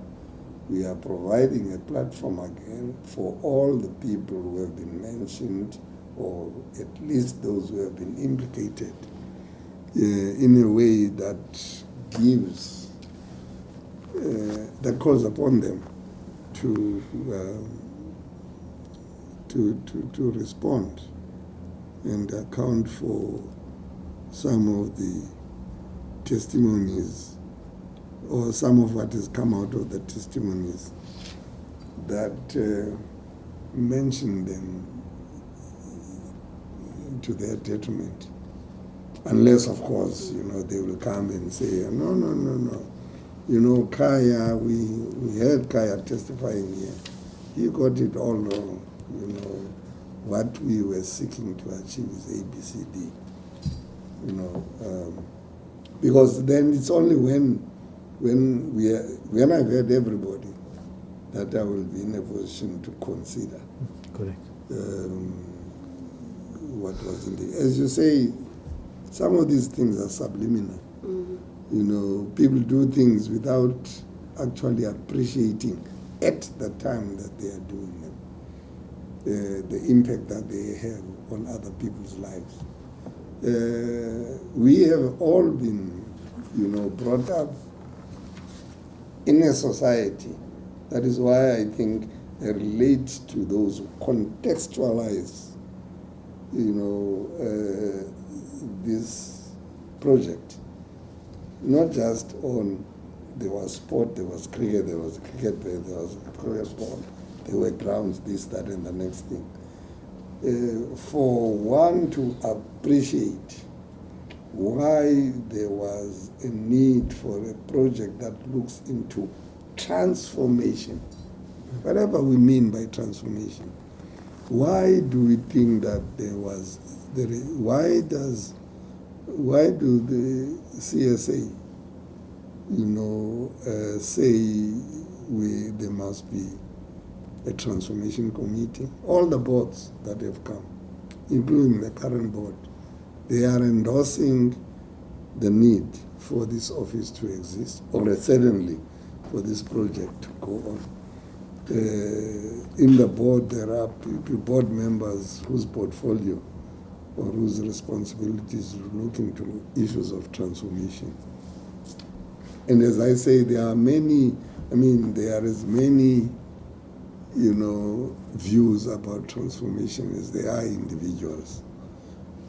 Just as those who talk about quotas, there will be others who say, no, it's not quotas, it's targets. And sometimes, you then begin to say, hey, this is subterfuge. This is a play on words. Play on words, yeah. And yet the law, I shouldn't be saying that as a lawyer, because it has actually been a basis for some decisions right up to the Constitutional Court, being decided as to what constitutes targets and what constitutes quotas, why quotas are bad and targets are acceptable.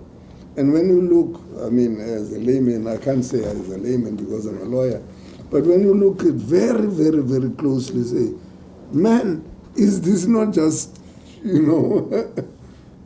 talk?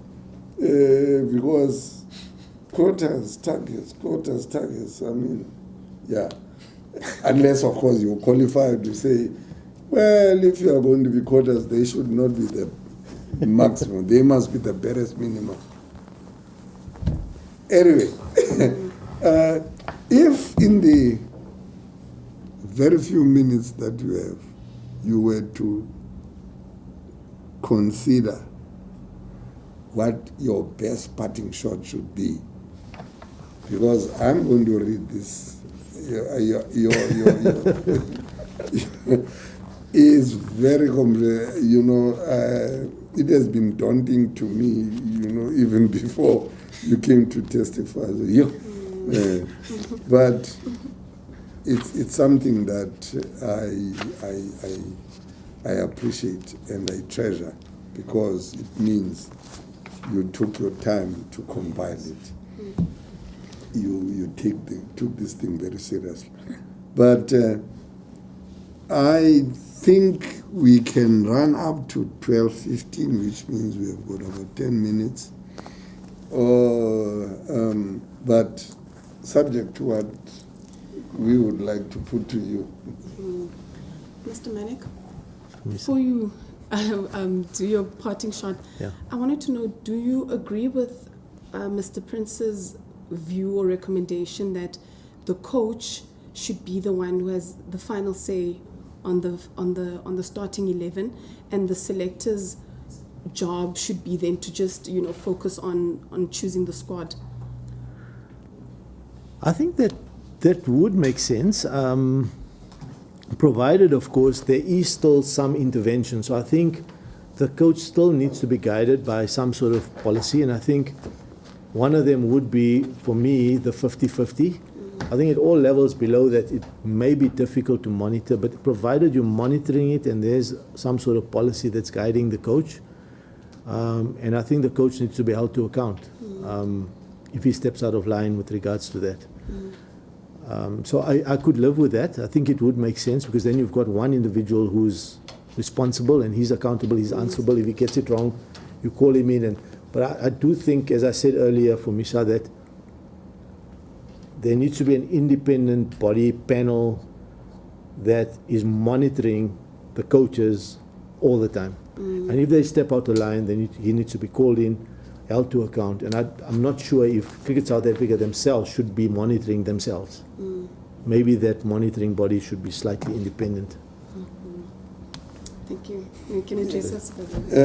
Well, before we take the adjournment, I would personally like you to give your own take about something that has been testified upon by some people, especially Dr. Eugene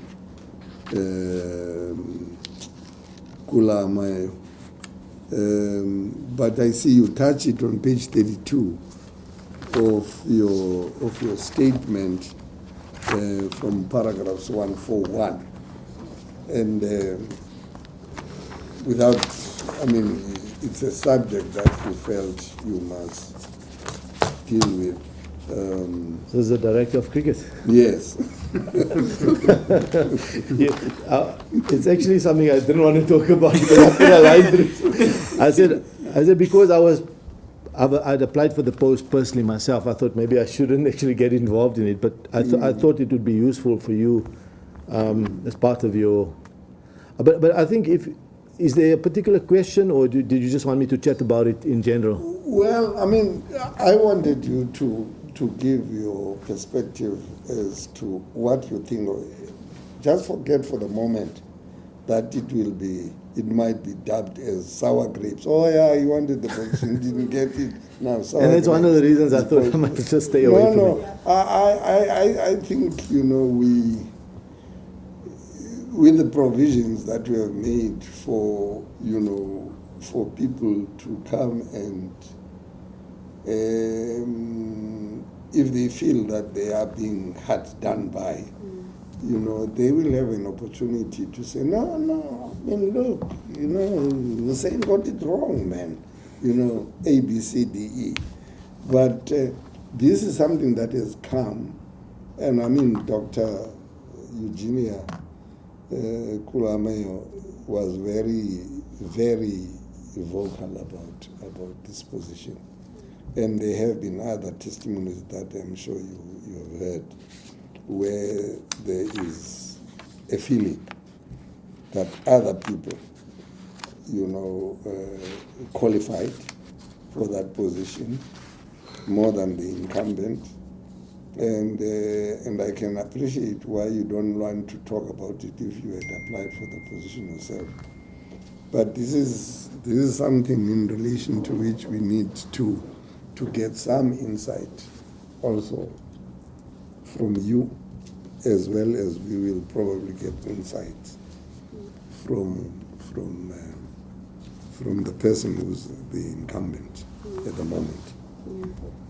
Mr. Manack, even if you just start off from the point of view where you just speak on your disappointment, as you say in your written statement that you went through quite a lengthy process to prepare a comprehensive report for CSA, only to find out later on that maybe due process wasn't followed.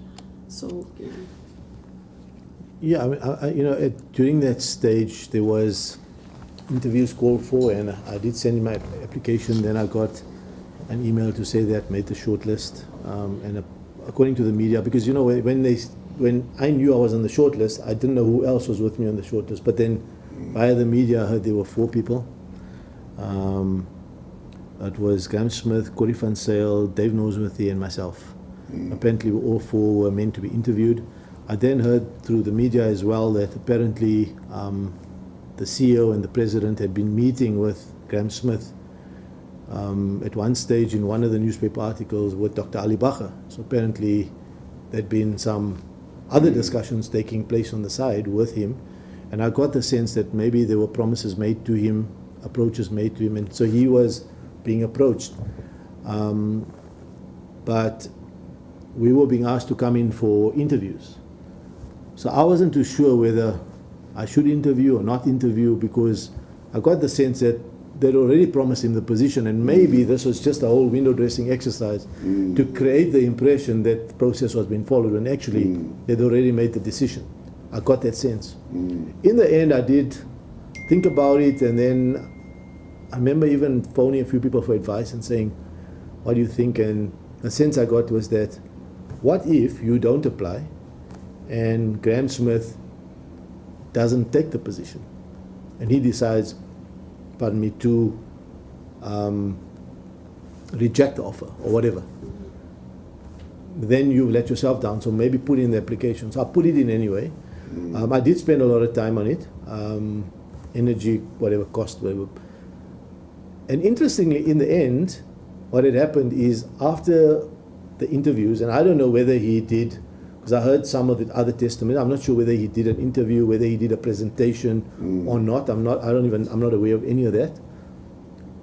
But if he didn't, then I think it would be cause for concern. And I say that because, so for example, when I look at, do you have a copy of the actual advert that went out? we haven't received. Okay, so I will send you a copy of that. I think when you look at the requirements for the position and how detailed it was, I was extremely detailed about the requirements.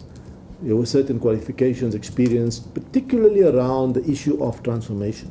Yes. Your understanding of transformation, what it entails, working in the system with regards to, it was very detailed. So if I'm hearing now later in some of the testimony that there was no presentation done, then that would shock me, because how is it that a position like this that's so detailed about the requirements, and remember, this position, and with me now having studied, researched it over months in order to prepare myself, I even studied the England system in detail, about how they work, chatted to people there.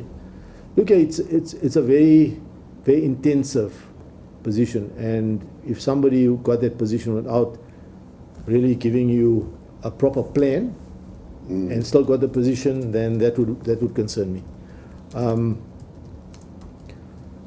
So whether the process was followed or not, I have no idea. Maybe somebody who was on that panel could fill you in and come here and testify whether they followed the actual process. But for me, from where I was sitting, it looked like the position was already promised. But interestingly, Mr. Chair,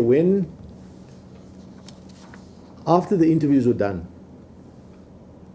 then there was a newspaper article to say that Graham Smith has turned down the offer. He doesn't want to be. Okay, so now you're sitting in a position where you're going like, okay, 4 of us have interviewed. The one that looked like he was going to be the main candidate had now pulled out of the race. And now whoever did the interviews, I mean, this would make sense to me, and I don't know if I've done a lot of interviews in my time, so how I would normally do it, and this is just me, I would have a pecking order. So I'd go like, oh, this is my number 1 candidate, my number 1 person, we're going to make him this offer. And if he rejects the offer, then we go with number 2. And if he doesn't, we go with number 3. So you'll have your pecking order. Yes. So when Graham Smith had pulled out of the race publicly, well, that's what we heard in any case. I don't know whether he actually said those things, but that's what we read, and there's articles to that effect. Then you would think that, okay, they would now look at the other 3 and come back. But that wasn't the case. This thing continued for weeks and weeks, and eventually we then discovered that the president was meeting with Graham on the side, and whether they're still trying to convince him to take the position. And in the end, if that was the case, then I can see why then Graham may have felt that, okay, he's in a position of power to leverage and get whatever he wants, because they're basically begging him to take this post. I don't think for a moment that I was, and I'm not suggesting that I was the right or best candidate for the post. I think there are many other people in the country who are probably better than I was. And even now, if it's advertised, I think there'll be many people who are better than I am. So I've moved past it. But I think the way that whole thing was done, it leaves a lot of questions. And then when you go further than that, the way the head coach was appointed, I think that shocked me, to be honest. I heard from one of the testimonies that apparently those were the conditions that he came on board with. So he was, because the president and whoever else had met with him and promised him certain things, or he maybe made certain conditions, maybe he was in a position to get what he wanted. And I find that also concerning, because you're not running a spaza shop, you know. I think you're running a national federation, a national organization, that you're dealing with the lives of, I think, hundreds of thousands of young cricketers. I mean, this position essentially controls cricket from the top all the way down. And you're not only controlling the national team, this is running cricket from grassroots level all the way up, township cricket, everything. And how is it that somebody could come in and get a position without even doing a presentation, if that's the case? So that was concerning. And then the appointment of the head coach, as I said, was the position advertised? Was there an interview that took place? Was there all those things? You know, did other people like Paul Adams, Ashok Prince, Mackay and Tini, or whoever, did they get the opportunity to apply for that post or not? If not, that's also concerning. And then the appointment of all the consultants, it just smacked of, and I say this, I don't know how to say it respectfully, but it smacks of arrogance, that I can just come in there and appoint whoever I want, you know. All my buddies will just appoint one another. I mean, it's a well-known fact that Smith and Boucher were very, very close friends and still are. And, you know, in the political world, Mr. Chair, that when you look at politically now, and rightly so, I come from a history of the struggle. My father, in Mandela's the first election in '94, my dad was an ANC candidate in Protea Glen and Soweto and parts of Lenasia. We come from a history of the struggle. Some of my best friends in their house, Nelson Mandela, when he was hiding from the security police, stayed in one of my best friend's house. We come from that background. We grow up in that particular environment. And I find these things very difficult to digest, some of them,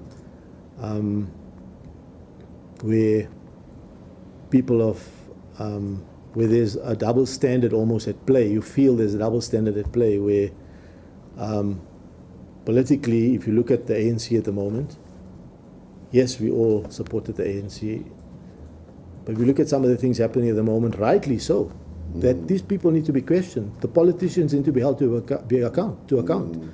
If they step out the line and family and friends are getting tenders and positions, they need to be questioned. And we back that, we support it, the media supports it, everybody supports it. Because that's what society should be about. People need to come and be able to be accountable. But why is it that in this instance, so if it happens politically, then it's called nepotism, you know, because if I appoint my friends and my family, it's nepotism. That's a dictionary. Or corruption. Or corruption, that's a dictionary version. Job for pearls. You know, that's the word that the media would use. How come in this instance, nobody's used that? I don't know, maybe I haven't read it. But is this not I don't know, maybe I'm wrong.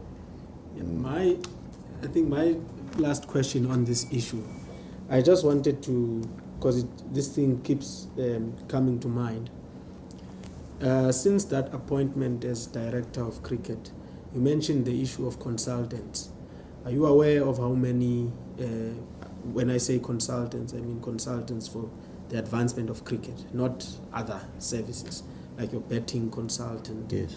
You know how many consultants have been appointed since that appointment of director of cricket, and what's their race? Would you know that? No, I don't have the exact details. Okay. I just know at that time when the director of cricket appointed the head coach, Yes. within a space of a few weeks or days, it was Jacques Ellis, Paul Harris, and these were all the guys that all these players have been talking about over the last 10 years that were this clique. You know, this was the clique that people are talking about. And the same clique now appointing one another as buddies, as consultants, and rightly so. I think when I was probably one of the first people to actually speak out against the appointment of the head coach. It's in one of the News 24 articles where one of the journalists called me and asked me what do I think, and I said I don't know. I don't think it's right. It just doesn't make any sense. So the double standards that operate in society in general, but particularly what we're discussing is cricket. That is the thing that for me is the concern, that, you know, there can be one set of rules for somebody and there's another set of rules for somebody else who in broad daylight can appoint buddies and friends without even an interview or whatever the case is, and still get away with it, and the board allows it and nobody questions it or whatever. But we sitting on the outside have to raise the questions, you know. And has there been an inquiry into it? I know there was an interim board. Did the interim board even look at those appointments? I don't know. So one of my recommendations, Mr. Chair, which I still want to go through, Yes. and I know now we're into the lunch, but one of the recommendations was definitely going to be You have got that 6 minutes. one of the recommendations was the governance lapses at Cricket South Africa and some of the appointments, and that, you know, there needs to be a review of the appointments, especially the disputed ones, and they need to be investigated. It was going to be one of my recommendations. So, Mr. Chair, could I go through, and I know I don't have much time, could I go through the rest of my recommendations, because then I think at least then I would have covered bulk of it. I know all this stuff, maybe one day maybe you can read through it at some stage. No, you can just run through them. I'll run through them if I may. So the first one was the 50-50 selection, which I think we've basically covered.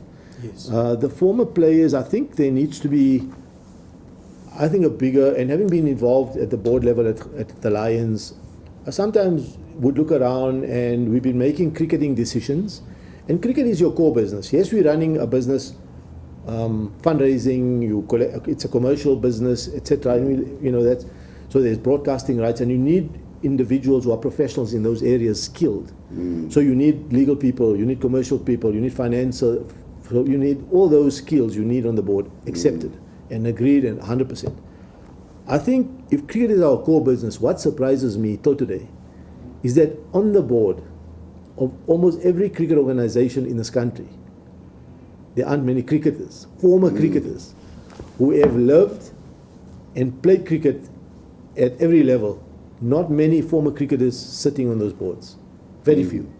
So at one stage we were making an appointment for a head coach, and I looked around and I saw there was maybe one or two other club cricketers who played at club cricket level. And apart from that, not really many. So I think if your core business is cricket, I would recommend that there needs to be more involvement from former cricketers at board level, on the cricket subcommittees, the committees where cricket decisions are made.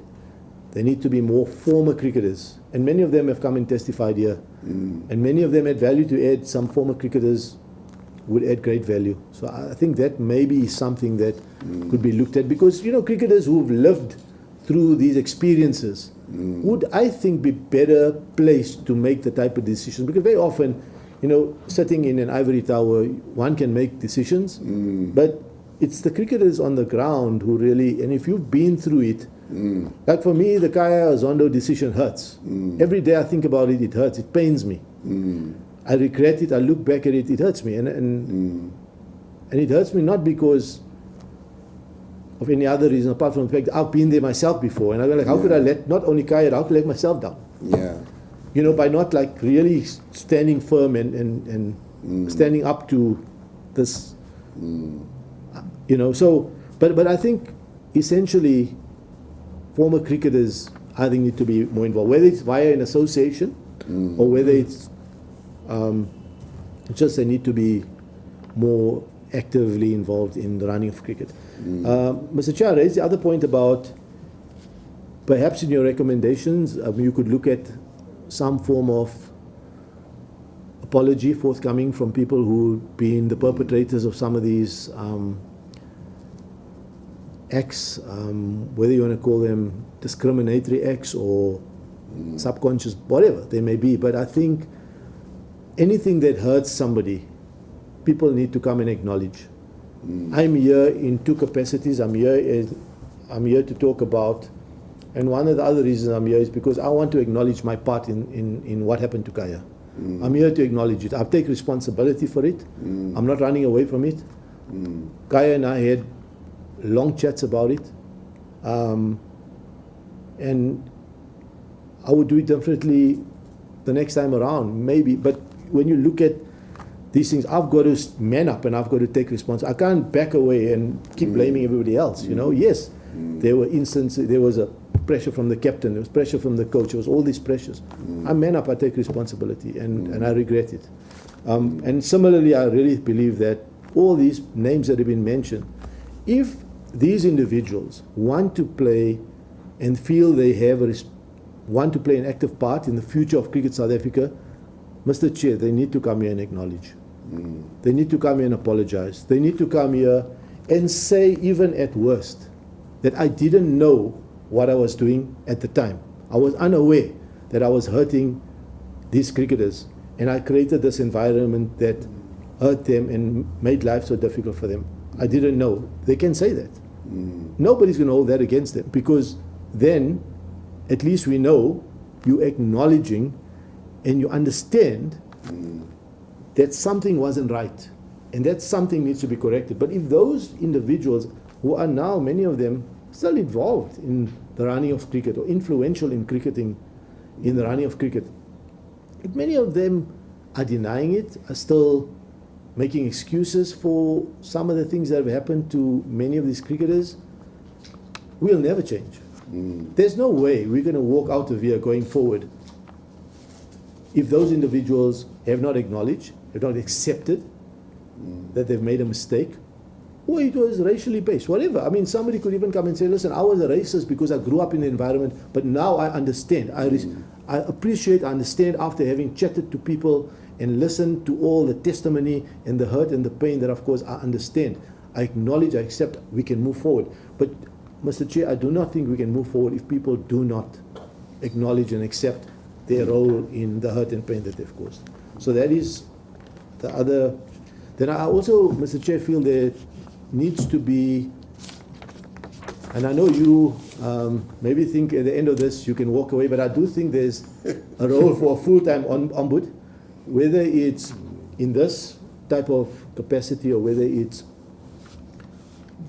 by the board that appoints maybe a subcommittee that's independent and bring in a few legal people or whatever. And but I think there is a role for a full-time ombud where players must be able to, not after 5 years and 10 years, but at any stage, like you have in the banking industry, in the insurance industry, at any stage, if there's a problem in a cricketer who is a professional now, or a young cricketer has an issue, he must be able to pick up the phone or send an email to an ombud who would be able to look at his case. So I think that would be another one of my recommendations.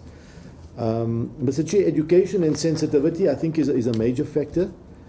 I want to just, at this stage, just make one quote from, I mentioned his name earlier, Michael Holding has said in one of his quotes recently, he says, history is always written by the conqueror, not by the conquered, by people who do the harm, not by people who get harmed. We need to go back and teach both sides of history. Until we do that and educate the entire human race, this thing will not stop. So I don't think we have time to educate the entire human race, but what I do believe, Mr. Chair, is that there needs to be a level of education and sensitivity training for coaches, for captains, for anybody involved in the running of cricket. Even young cricketers, I think there needs to be workshops put in place that are compulsory for anybody involved in cricket. We're dealing with kids who have emotions, who have feelings, who feel pain, who hurt, who have careers, who sacrifice everything. There are cricketers.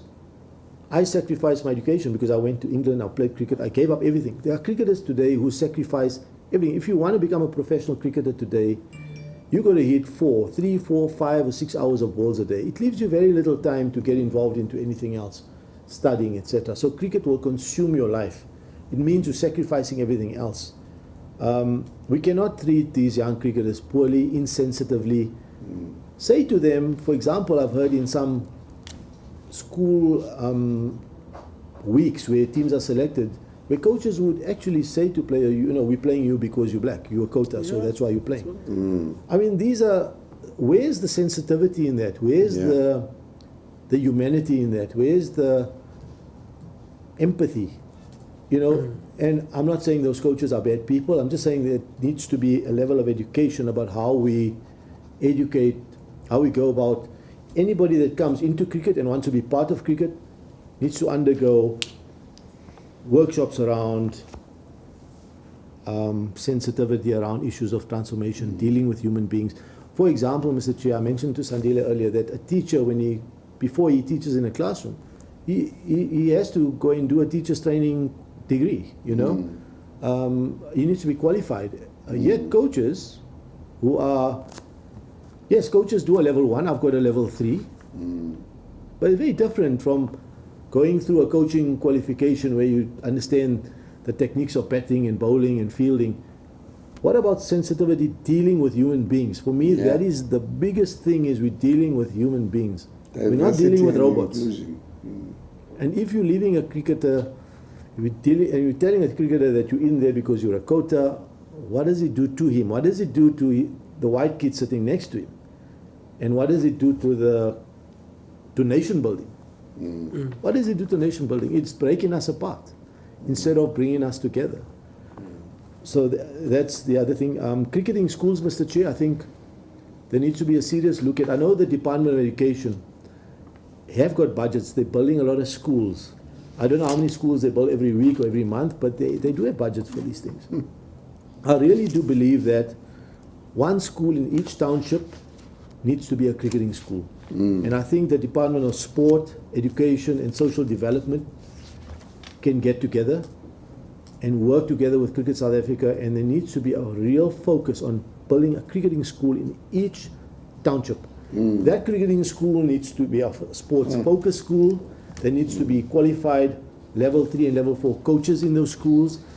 The community needs to be consulted. I think that's the other important factor, is if a ground or facility, and I think somebody made the point here in the week, I don't remember who, but there was a clubhouse built somewhere and then the community was not even consulted. Yeah. You know, so those are the things we see, then a white elephant sitting there and stuff. So if you're going to spend millions and hundreds of millions on a cricketing school in a community, bring the community in, consult them, let them take part, let them take ownership, and they will protect and look after the school.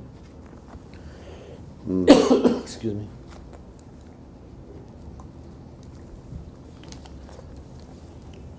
Mr. Chair, the other thing that I think is important is I've spent a bit of time also doing like life coaching and studying human behavior.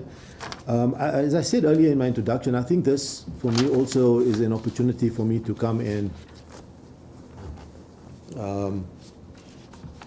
confront maybe my past, heal, acknowledge, talk about certain things.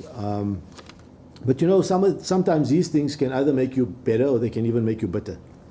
Yes. So we can come out of this whole thing, and players who come and speak about these things could walk away from here more bitter, more divided, with more hatred.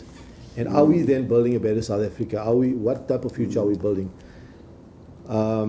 We know that black cricketers in the past have performed 10 times better. I know for me, I always till today, it's affected me in a way where everything I do, I want to be absolutely perfect. I don't want to even start the project until I'm perfect. And I look back at it often, and somebody one day said to me, Mr. Chair, said to me, you know, maybe because you grew up as a professional, your life was cricket, you ate, slept cricket, that's what you wanted.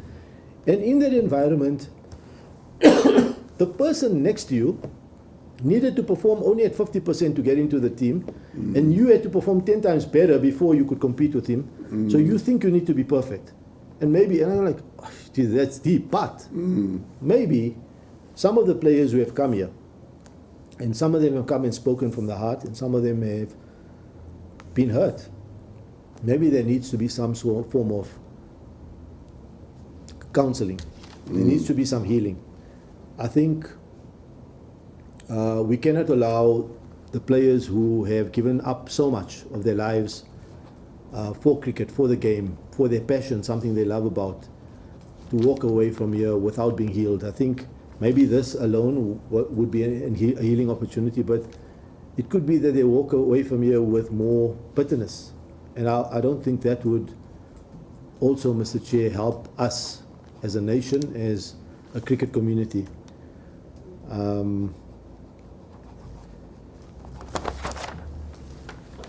So that was my next point. And then, Mr. Chair, the other issue I think is the issue I'd like to also finish with, perhaps, is the issue of non-racialism. I think, for me, non-racialism should be at the core and should be a pillar of everything we do. The struggle we fought during the anti-apartheid days was always about how do we develop a non-racial, non-sexist, democratic South Africa. Everybody, all our heroes I spoke about earlier that were on Robben Island, that got killed, that died in the struggle, that's what they all fought for. Mr. Chair, I'm going to say something which may be a touch sensitive. There is a push for Africanization, and I buy it. I support it fully. I've always supported it. I think we must be very sensitive at the same time that Africanization within a non-racial context is what we need. Africanization to level the playing fields as an intervention in order to get us to a place where we all equal is what we absolutely need. and I would support that 120%. Africanization in a narrow African nationalist context, we should be very wary of. Africanization where opportunists use it for personal gain, I think we need to be very cautious and careful about. And I've experienced a lot of it in the last 10 years. There's individuals who have gained positions of power talking about townships, talking about development, transformation, and only when they get there, suddenly they take a different, it's then all about position, money, power, and things like that. And we just need to be cautious. But I think if we talk about non-racialism, I think non-racialism has to come with intervention. And if Africanization is that intervention in order to level the playing fields, I support it 120%. But if Africanization is going to be pushed outside of a non-racial context, then I think we may be dividing our society further. Ashwell spoke about how you could have in one change room suddenly an African, Indian, colored, you know, and a lot of the quotas, one of the challenges around quotas has been that now what coaches are doing is they going like, okay, we've got 11 spots. So the 5 spots are secured for white players. You mentioned that earlier, that the minimum. So the 5 spots are white players. We pick our 5 white players. Now the blacks, Indian, and colors can fight for the other 6 spots. And that's what's happening. So now you're having division among Indians and coloreds fighting among one another. You know, like, so we're creating more division. And as you know, Mr. Chair, over the years, I don't have to tell you about colonialism and how they operated and how it worked. They divided and ruled. They divided brothers and sisters in Croatia, in Serbia, in India, Pakistan, in Africa, all parts. In this country, brothers and sisters were divided in order for somebody else to be able to gain an advantage and rule. And I think we need to be wary of those things. So when I talk about non-racialism, it's not just that everybody must be treated equally. I think I would be very naive if I said that. I think non-racialism has to be looked at in the context of where we are in South Africa. There needs to be intervention. And I hope I make sense. but that's my... you have certainly challenged us, you know. Look, as I say, time is always the enemy of all of us. I say so frequently, and we could have gone on. You could have taken us through your statement, you know, paragraph by paragraph, because everything that you have said here is a challenge to us, because it's thought-provoking and causes us to really appreciate that you took time to put what you have here, and that when you said you want to speak from the heart, you first spoke from the heart when you wrote this statement. But then it was for me and for us quite a privilege to have you here, you know, speaking to the statement that you made, and now under oath. As I said, in parentheses, while you were testifying, one would hope that the opportunity that we extended right at the beginning of these proceedings, and I said, simply because you can't hear everybody at the same time, but my program is making provision for people whose names have been mentioned, for people who have been mentioned even, you know, to their detriment. This is an opportunity. And what I like about where you end is the fact that you say we need to have a society that has been healed. We need to commit ourselves to those values that are entrenched in our Constitution: equality, human dignity, non-racialism, non-sexism, and all of those.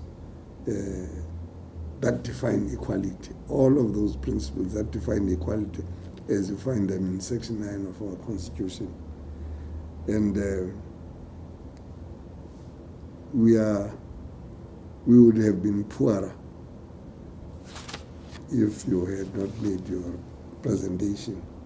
And certainly we would have been even more poorer, if I can coin that in the English language, if you had not come to testify and speak to your statement with the passion that you put into your presentation.